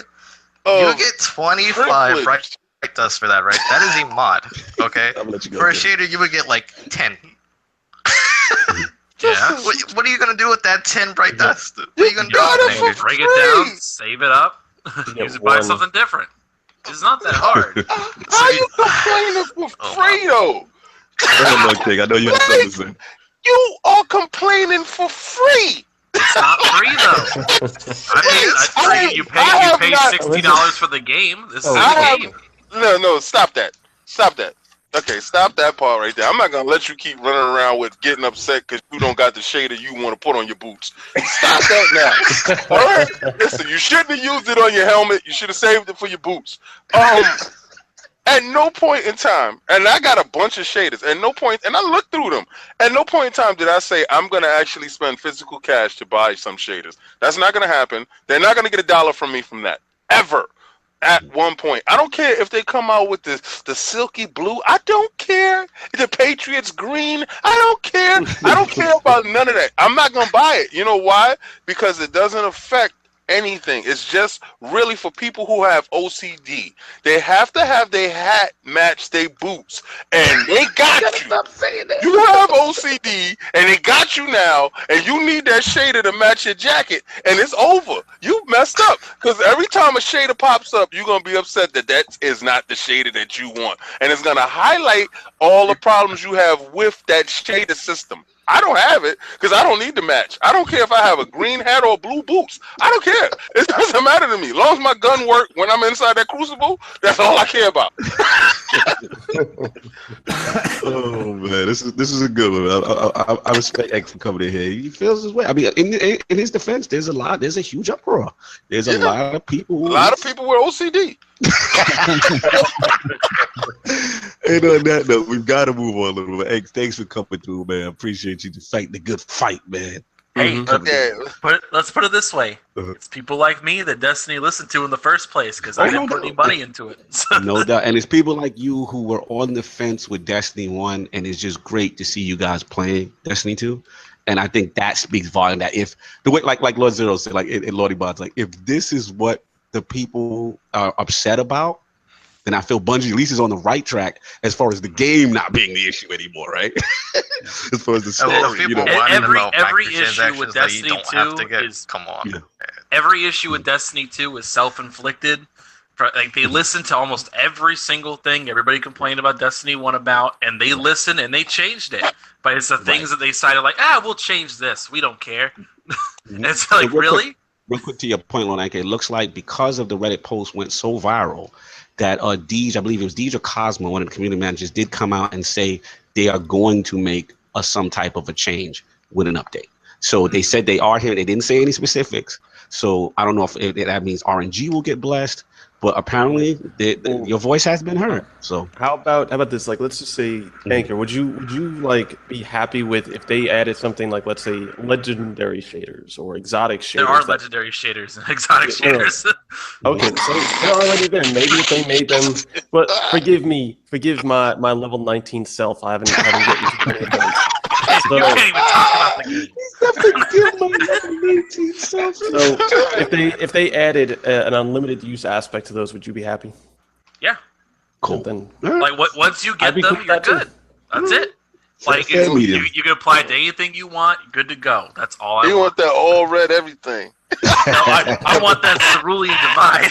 Cerulean divide. That's what this is about, Lordy Bontes. This is not No, Bontes. You got to know, like this thing. Like the primary color is like a carbon fiber, like dark gray, and like it's got the secondary color is like this like nice green lime. Oh my god, it looks so good. Did you got it yet? You got it? I got one. You got one of them, right? Good. Now put it on what you like, and that's it. Nope. No more. Not doing And on that note, we got to move on. Football is approaching. We got to get these topics going. All right, see you guys. All right, no, thanks, Zach. Appreciate you. And King, get it to you. Microsoft having a rodent problem? The Mike brother. Yo, listen, man. I gotta say, shout out to Mikey Barr. Every Yes, day, sir. I'm really loving this guy more and more. If it's not for his UFC love and his boxing hate, it's for the fact that he's our guy on the inside, man. He's letting us know little by little. I guess he gets in a lot of trouble. Mhm. And I want to tell him I appreciate you for getting in trouble. Microsoft has put out the edict to let all the developers know we're going to coach you up on putting mouse and keyboard in. Now, I've always been a proponent for mouse and keyboard in a Microsoft ecosystem.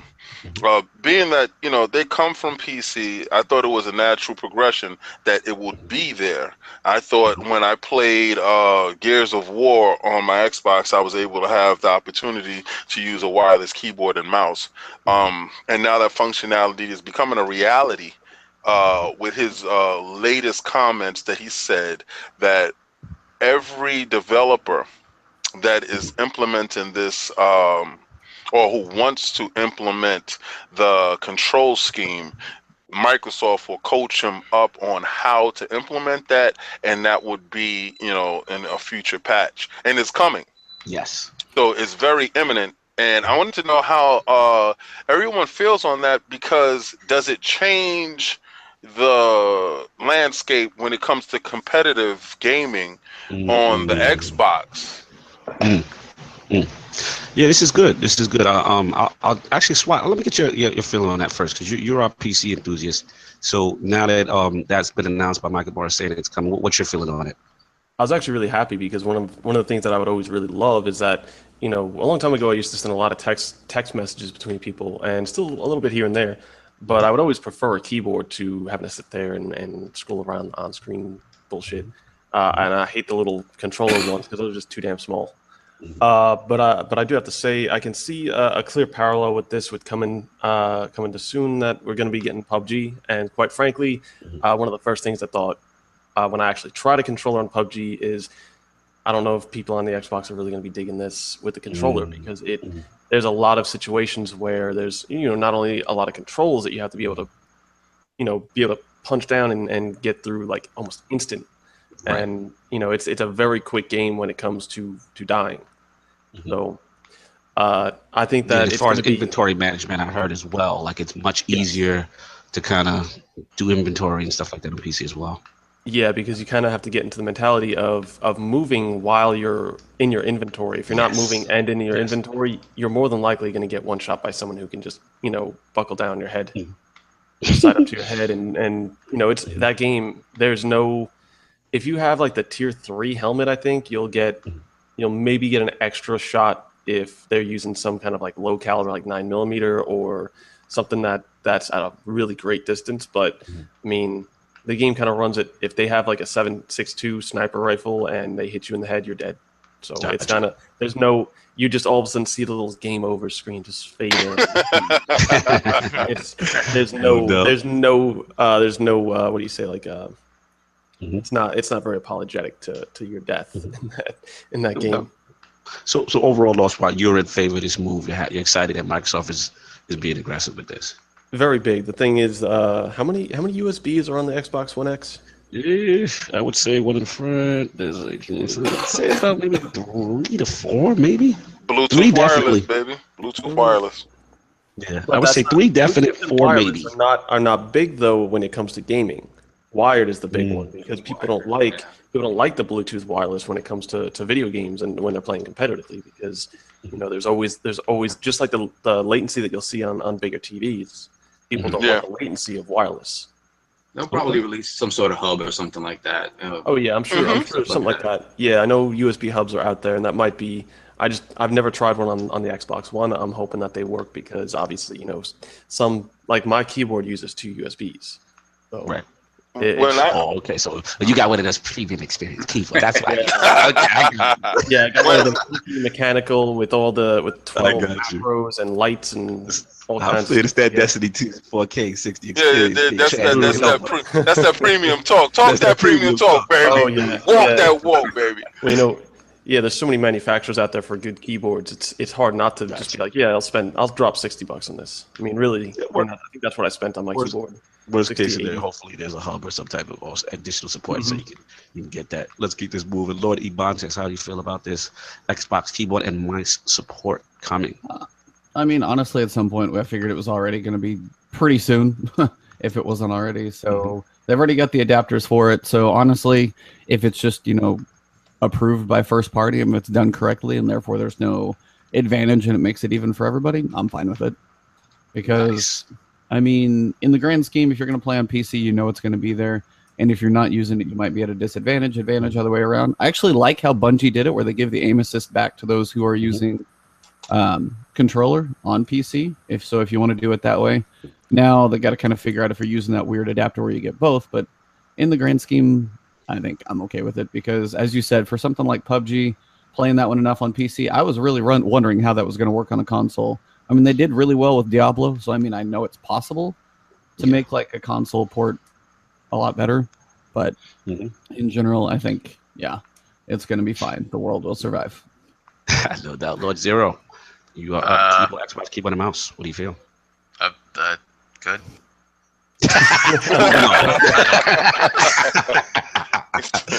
No doubt, I feel that. Lord Sam, that works.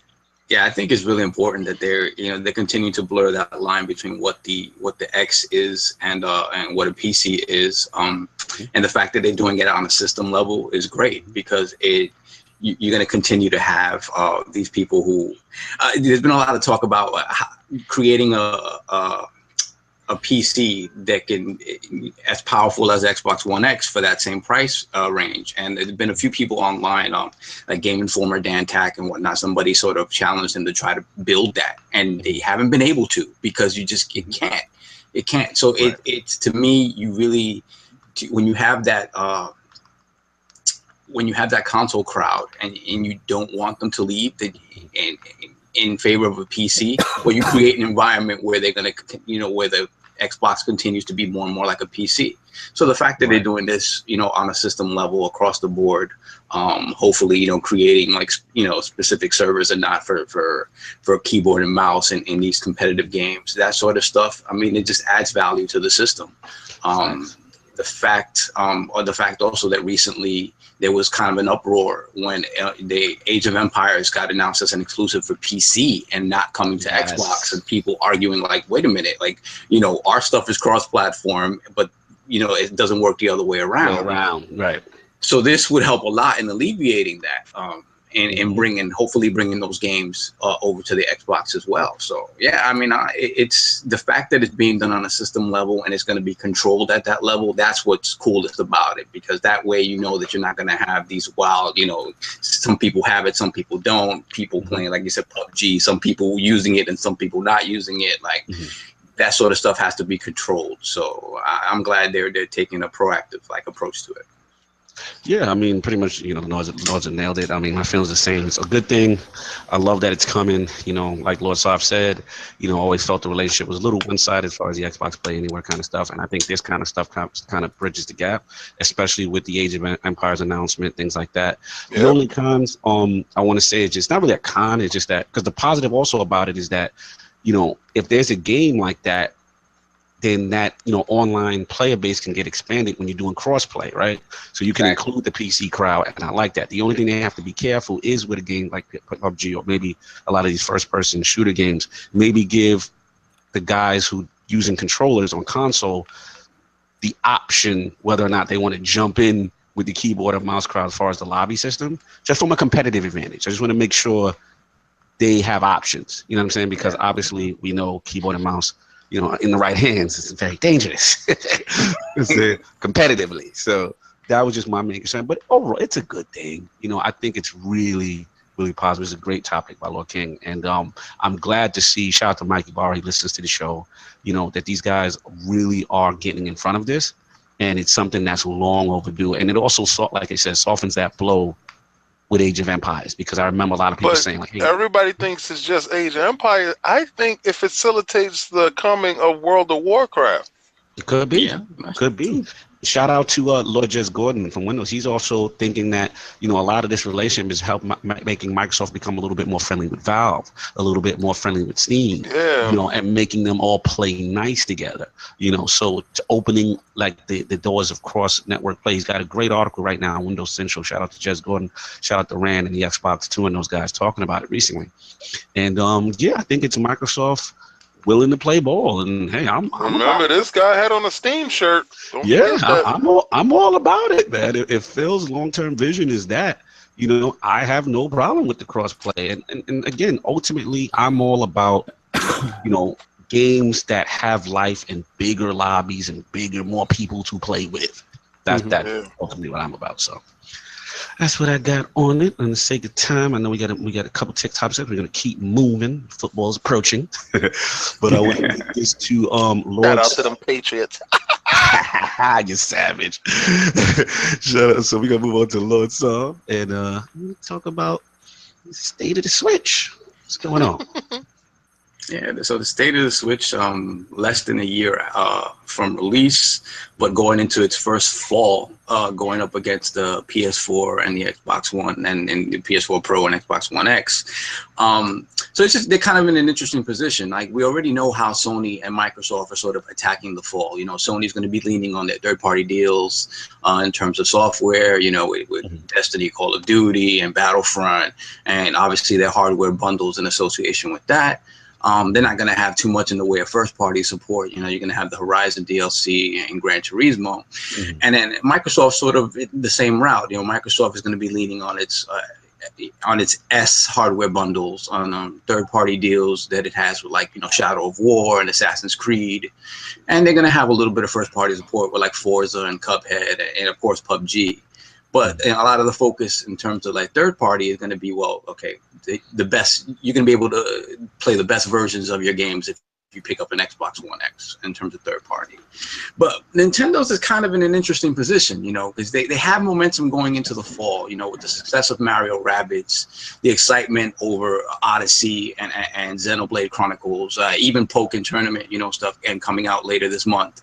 But what I wanted to find out from you guys is, what do you think they can keep up this first party release cadence, after the fall? That's one of the things that they have as a challenge moving forward after this fall and into 2018. I mean, we can assume they have a lot more first party ports coming in terms of, like, Smash Brothers or, Toad Treasure Track or maybe Wind Waker HD, stuff like that. So that's something that can keep them moving forward in terms of first party stuff. Another thing that they have sort of in their favor moving forward is a lot of these last gen ports that have been recently announced. Now you have the Resident Evil Revelations 1 and 2 coming later this year. They just announced LA Noire coming to them, so that's also interesting. I've always said it that for me, like, give me all of my 360 / PS3 games, that last gen. Give me that entire generation on the Switch, and I'll be happy. Give me BioShock Collection or Mass Effect Collection on the Switch. Me. I'll be happy. I know you. I ain't showing up for the old stuff. But I feel you. But when they bring me the old stuff, right? If they're remaking something, like, let's say with LA Noire, right? They're remastering it. I don't really, okay, fine. It's going to be an HDR. It's going to be crisper. It's going to be nicer. But it's not a remake. I don't want that. But if I can get it on the go, I'll get that. Because, again, I didn't finish that game. So I'll finish it on the Switch. That's what I'll do. So that's a positive generally. That's generally a positive they have, right? Beyond that, also the Nindies, like all of their Nindies. I know a lot of the ones that they initially announced haven't come out yet, but they're coming, and they fill that void very nicely between big Nintendo releases. So they have that moving forward. Now the challenges that they have can be sort of crippling if they don't get a hold of this. Like, obviously, first and foremost, the supply challenges. That there's always going to be a rush of systems in stores right before a big release. You saw it before Mario Rabbids. You're going to see it before Odyssey and Xenoblade. It's going to happen, But sometimes it's kind of slim pickings in the time span between those releases. So that's something that they have to address. And even Reggie hasn't really been clear about what they think they'll be able to do for the holidays. So that's something to think about and be worried about. Obviously, their online challenges, they haven't been able to get that stuff right. The fact that they've been holding out on us and they can actually do chat, but they don't want to. Who knows what their thinking is on that? But that's something that, again, as time moves on, it's going to be more and more magnified, considering that they're not on the same level with the two other first-party manufacturers, right? And another issue that was brought to my attention not too long ago is this issue with storage on the cartridges. And I'll defer to Lord King on this one, because it's a very interesting topic that doesn't make much sense. It's kind of effed up. But I want to hear his take on this. Oh, yeah. So all you Switch gang bang dudes. I knew it was coming. I knew games was gonna get bigger and the storage was gonna get smaller, and you had to go out and go buy a memory card. All right, so you go out there, you say, let me do this $85. All right, so you do the $85 on a memory card and you purchase the game. Brother, you have turned your game into $145, because what Nintendo just told you was, you want to play 2K? We got that 2K. It ain't looking like theirs, but we got it. We got it on the go. You want to play it on the go? Say, yeah, I want to play it on the go. But Nintendo, I don't got that much storage. Okay, well, you can't play inside the neighborhood. You don't get the neighborhood. You get the one basketball court. You play in the Phoenix Suns arena for the rest of your life. They are unapologetic about it. They're like, yo, we told you that our storage facilities wasn't up to capacity. Now, if you would like to purchase extra storage, you could go. We just partnered with SanDisk. So the prices got raised. So you can go to our partners across the street and you can purchase a storage bin over there, and you can get the neighborhood. You like the neighborhood? We got the neighborhood, but you got to get a SanDisk. Get a SanDisk and come back over here and hang out with us. Nintendo is the biggest charlatans, brother. Listen when I tell you this, man. They are the speaker. The speaker is running Nintendo. I speak to the traveler, but I never said he spoke to me. Yeah, exactly. He's selling shaders masquerading as SanDisk memory cards. Yo, I knew it was coming. First, it's starting to look bad. The most egregious part of this whole thing is that you tell me that I purchased a physical game in the store, and if I don't have a memory card, I can't access said game. That's bad. Well, you can access the game, you just can't access the neighborhood. You can't access the whole game. We should answer, since y'all know way more about Switch than I do. I think it's important that we address B Money's question in the chat. Yes, I was going to jump in that too. His question was, my question about the Switch is, will consumers support the third-party games such as FIFA, NBA, or WWE 2K? Yeah, I want to jump in on that because I think that's a good point. And I know Lord King is anti the old games. And I think for me, it's paramount that I know me personally, I'm going to support it because I think that's always been their Achilles heel. You know, they had these great first-party games, but it's like, will third parties jump on? So when I see a FIFA and I see a 2K being, ported perfectly, minus, obviously one's going to be 30 frames per second. We know they're not doing 60. But the fact that, it's so feature rich, Skyrim is, the same so feature rich, I'm going to personally support it because I want the third parties to get on board. And that's so you're laying the foundation for the future. Yeah, like my thing is I don't want them to be scared and be like, look, well, no one purchased, Skyrim, or no one purchased LA Noire or FIFA. Yeah, I mean, well, my thing is this. Remember we played FIFA? Was it you? No, actually, it was Lord Addict and I. No, and I said it was good. Lloyd Carbatu and Lord Soft, and we was over the Nintendo backs, and we checked out the FIFA, and I was like, to be honest, I was expecting what Lord King said. I thought it was going to be FIFA Go. Like, I was really expecting a full-fledged kind of a game. And I'm like, look, this is pretty impressive on the go. And I'm not even a soccer guy like that. But I mean, that's what I got to Lord both B Money's point. I think it's critical for those games to do well on the system. And I think once they do that, then developers won't start dipping their toe in. They may put a little leg in. We may get a little better titles. But Yeah, but why should you do GIMP gaming? Why should I do gaming? Yeah, you GIMP gaming. You don't have the online chat. So you can't really talk to your friends. It's GIMP gaming. You're paying full price for a GIMP game.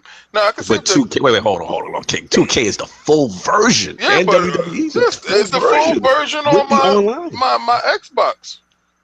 I know, but it's on the go. That's the sell of the Switch, the portability. You're playing 2K, the full version, My Career, My Park, all that good stuff. And that's not a good thing. Yeah, minus the talking, minus your friends. Well, they got an app.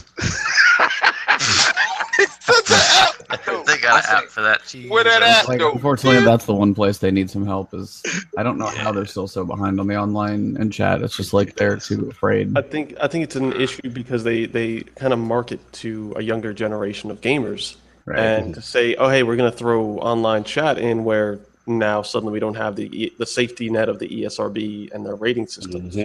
I mean, it comes down to a lot of different things, but I mean, obviously, I like Discord. I mean, I know B said that he's been using Discord, and that's a big thing. Me and my friends, when we're playing PC games, we're choosing to talk on Discord. And quite frankly, I mean, even when it comes to talking to them in general, I'll usually pick Discord. Like some of my friends from work that we game with, even when we play on consoles, we're on Discord. No, facts. I heard you say. So they don't want to turn the Switch into the new Tender. That's what it is. I agree. I think this is purposely done. I know Lordy Bonds. I don't know if you heard that last ILP. There was a rumor, as far as not a rumor, but it was discovered if you did its code during Splatoon, you can unlock local voice chat, which was kind of blocked. So I thought that was interesting, as far as Nintendo, the self-inflicted wounds of trying to limit party chat through that stupid app. So I don't know if you got a chance to catch that, Lordy Bontes. No, I haven't got a chance to catch that one. That's interesting. Yeah, it was discovered that local chat is in there. You got to do a code to get it out, and it was in the same room, local area network, but it was there. So this seems like Grandpa Nintendo purposely, like Lord Swat said, trying to protect us from ourselves. Yeah.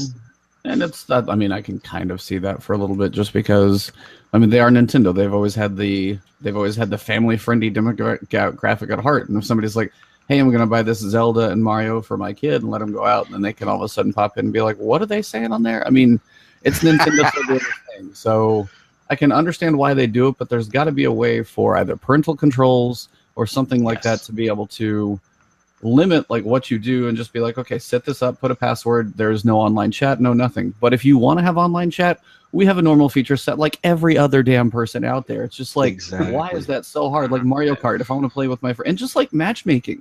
Yes. Mario Kart matchmaking. Oh my God. Like seriously, just me and my buddy, if we want to play, it's like it takes pulling teeth, luck, and an act of God potentially just to play. Yeah, so, same thing with Splatoon. Like we were like, yo, jumping in the room at the same time. Okay, are you in? Okay, cool. Let's try to log in there. Like it was all this extra step for no reason. Yeah, it's like that isn't required. So I mean, it's like I love Nintendo, always have, always will, but man, get your shit together. Facts. I always say. Real quick to you guys talk.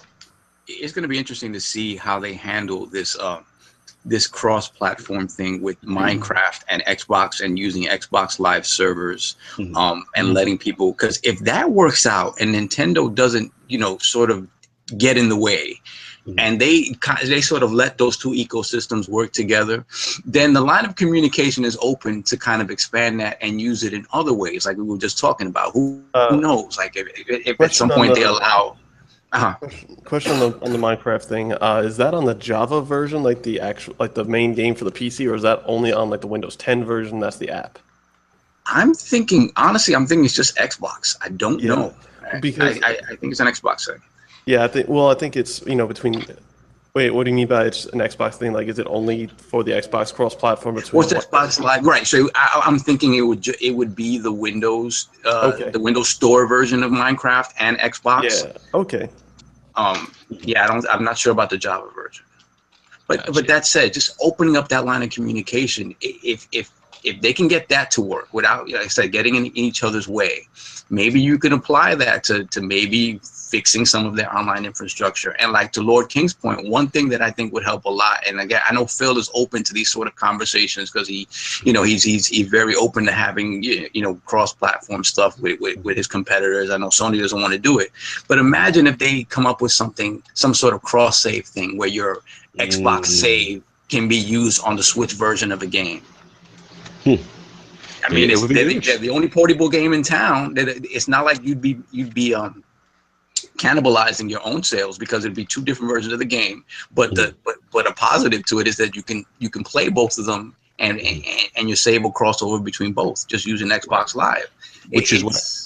Yeah, I mean that'll do something to alleviate what King's point is, that he doesn't want to play that game on that system. He just wants to play it at home.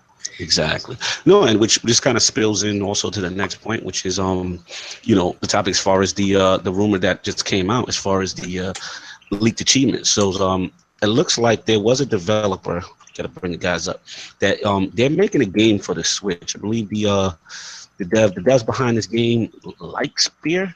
So it looks like they had an AMA on Reddit, and one user asked them about, will this game have online rankings?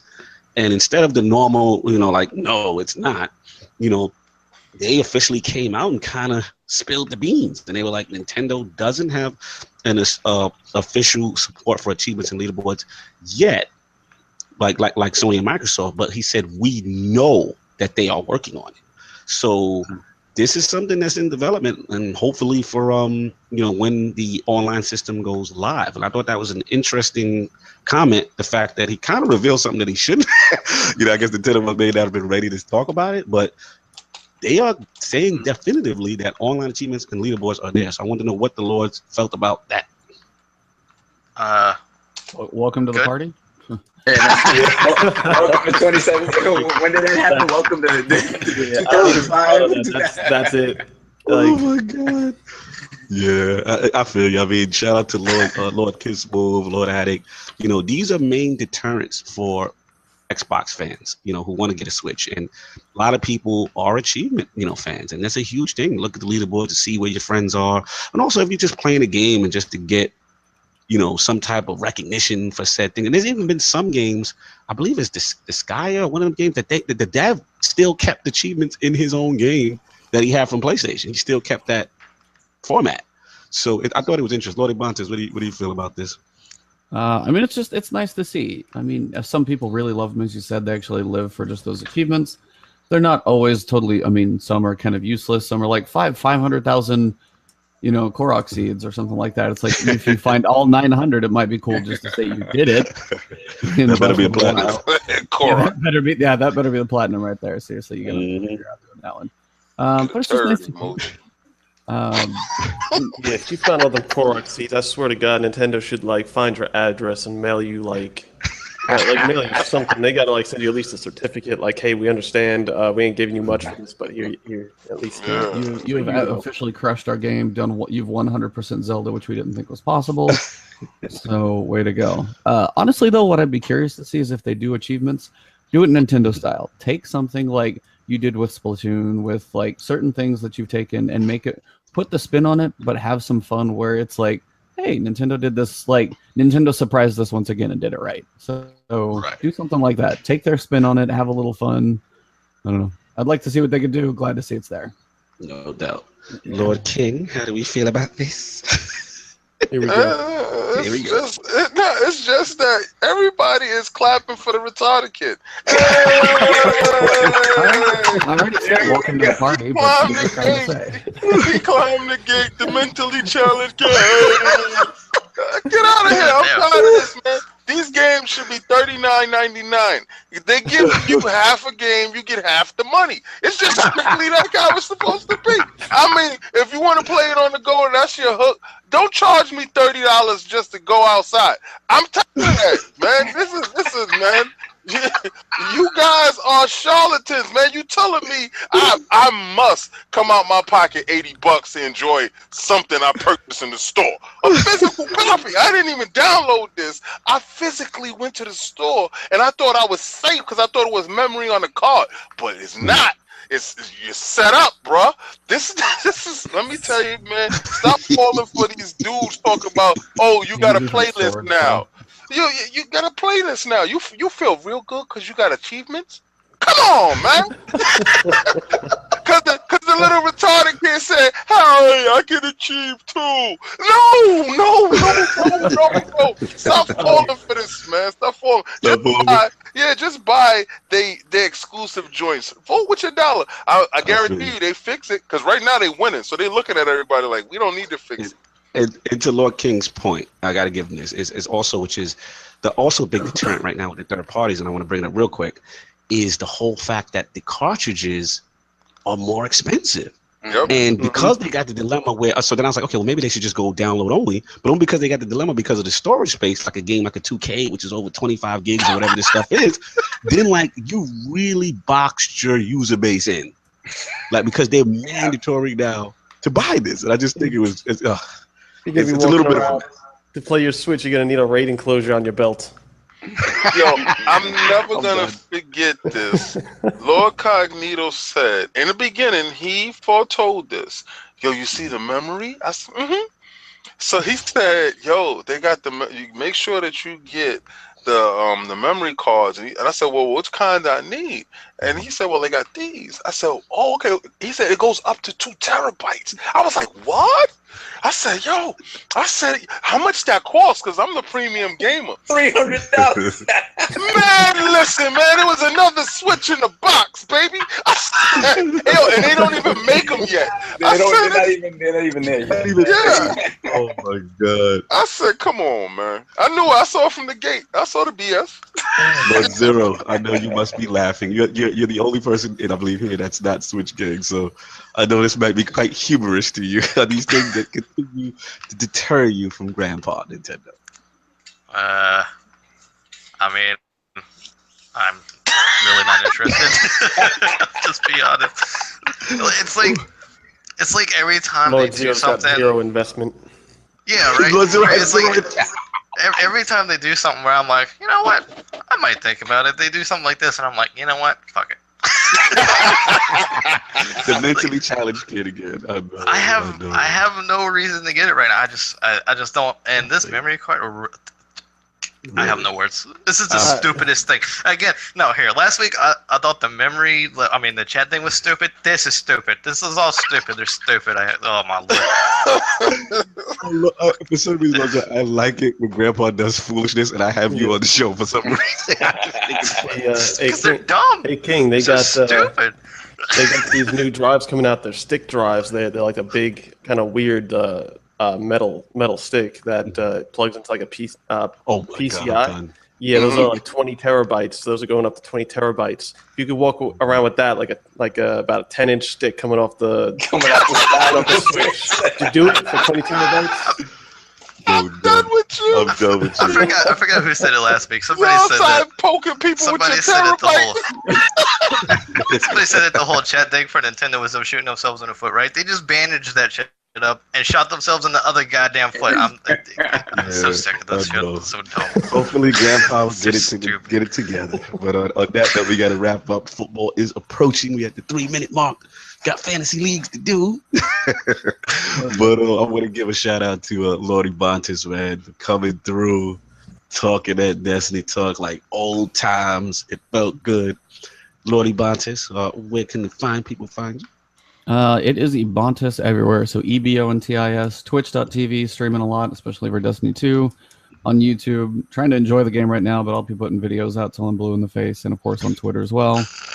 Catch a few antics on there, but yeah, and find me on Ebontis everywhere, you guys. Thank you for support. Always an honor to be on here. Appreciate it, guys. So thank you very much. Thank you. Always family. You know you family. So we had to do the Destiny 2 Blood episode with you. Yo, when I heard that he was coming, because when I heard what the topics was this week, I said, please make sure you get Ebontis. Thank you. I appreciate that. This is the man. Check his channel out. Great guide, walkthrough strategies, all that good stuff, man. He puts out good content. He's been our day one, man. He's a little nothing channel. He gave us support. Guardian Con Bros right there. So exactly. We pounded our ale. We talked Destiny. I was like, no doubt, I got to show love. So always a pleasure. And of Thank you, course, thank I you. want to shout out the OG Lords today. Lord Zero, Lord SWAT. Let's start with Lord SWAT, man. Where can find you? You Bullets Rain out here, right? Yeah, my Twitch account, I've been running Bullets Rain. It's just bullets_rain. That's mainly where I've been playing a lot of games, just hanging out. It's just I like live streaming. It's fun. I really got into that now. And we're also going to catch you on that PC Master Race 4K Yeah, 60. I was telling him to get into Mixer, man.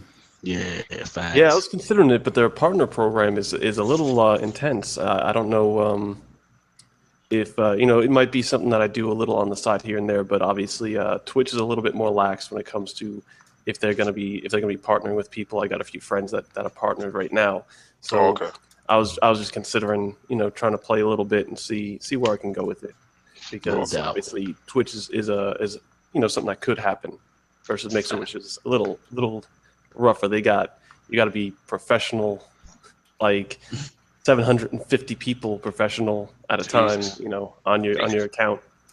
Yeah, I'm definitely not that either. So. I hear you, man. I hear you.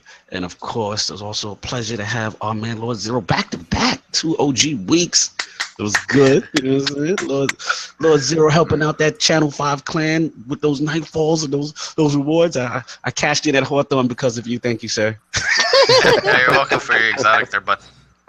Oh yeah, you got me the gun, you got me the wings. Oh man, thank you. Anyone be on Destiny afterwards? Would you say so? Anyone gonna be on Destiny afterwards? Yeah, I'm going on right now. Sweet, I'll be jumping on the Xbox at least. I gotta run around and clean up a little bit here, but no doubt. Yeah, as usual, you find me everywhere at Lord Zero ILP. Make sure next week to turn into After Hours of Arcadia at 9 p.m. Central Time on Thursday. Okay. So now on Thursday, okay. Shout out to Dizzy. Shout out to Reaper. We were supposed to have a show this week, but things got away. Life is life. Can't really predict it. And just a reminder to everybody: ShaderGate is only a thing if you make it a thing. Shout out to Anchorman for coming through, fighting a good fight though. That was fun. I'm good. No doubt. And of course, Lord Solve, where can find you? Not playing Destiny with anybody. Not playing Destiny. They can find me solo playing Destiny. I'm going to get you right now. Going to Lost Sectors and Adventures by yourself. By myself. Xbox Live, PSN, BX Sovereign, and Lord Saab ILP on Twitter. No doubt. That's what's up. And of course, the premium gamer himself, Lord King. Where can find you? You can catch me at Instagram, Twitter, Facebook, the normal stuff. Listen, hit me up on Twitter to find out more about the T-shirts. Also, us Lords is trying to work on some video packaging, so you can see us in the Lord's life. What the Lords do. So we're trying to get that in a physac for y'all guys to to check that stuff out, man. But I'm going to be on Destiny. So you guys can jump on, add me if you haven't added me. King David OTW. Yes, sir. And I'll be on getting it on right now. I'm trying to do this Nightfall today, so get ready for that raid, baby. Yeah, your raid ready by Wednesday. Of course, Lord Cognito here. Again, shout out to the chat. Everybody was lit. Shout out to everybody who's acknowledging the new time. Again, we're going to rock this for a while during football season, 11 a.m. Eastern Standard Time. Please hit that like, subscribe to the Inner Circle Network. Shout out to all the people who are still following the Iron Lords podcast YouTube channel. I love you guys, but you're getting the videos late. It's just an archive, so please subscribe to the Inner Circle Network. That's who we partnered with. We got nice things lined up there. There's also a Patreon link in the description. Please check that out. We're going to have Lord Ebontis' information in the description, and you can also find us on Podbean. So we have the audio up there, and that goes out to all media outlets, audio outlets, including iTunes as well. So look for the Inner Circle Network there for the audio, so you guys can get that, and you'll see the Iron Lord podcast episodes as well. Shout out to the Tick fam. All the support really helps, and we are about to be out of here. So on that note, peace.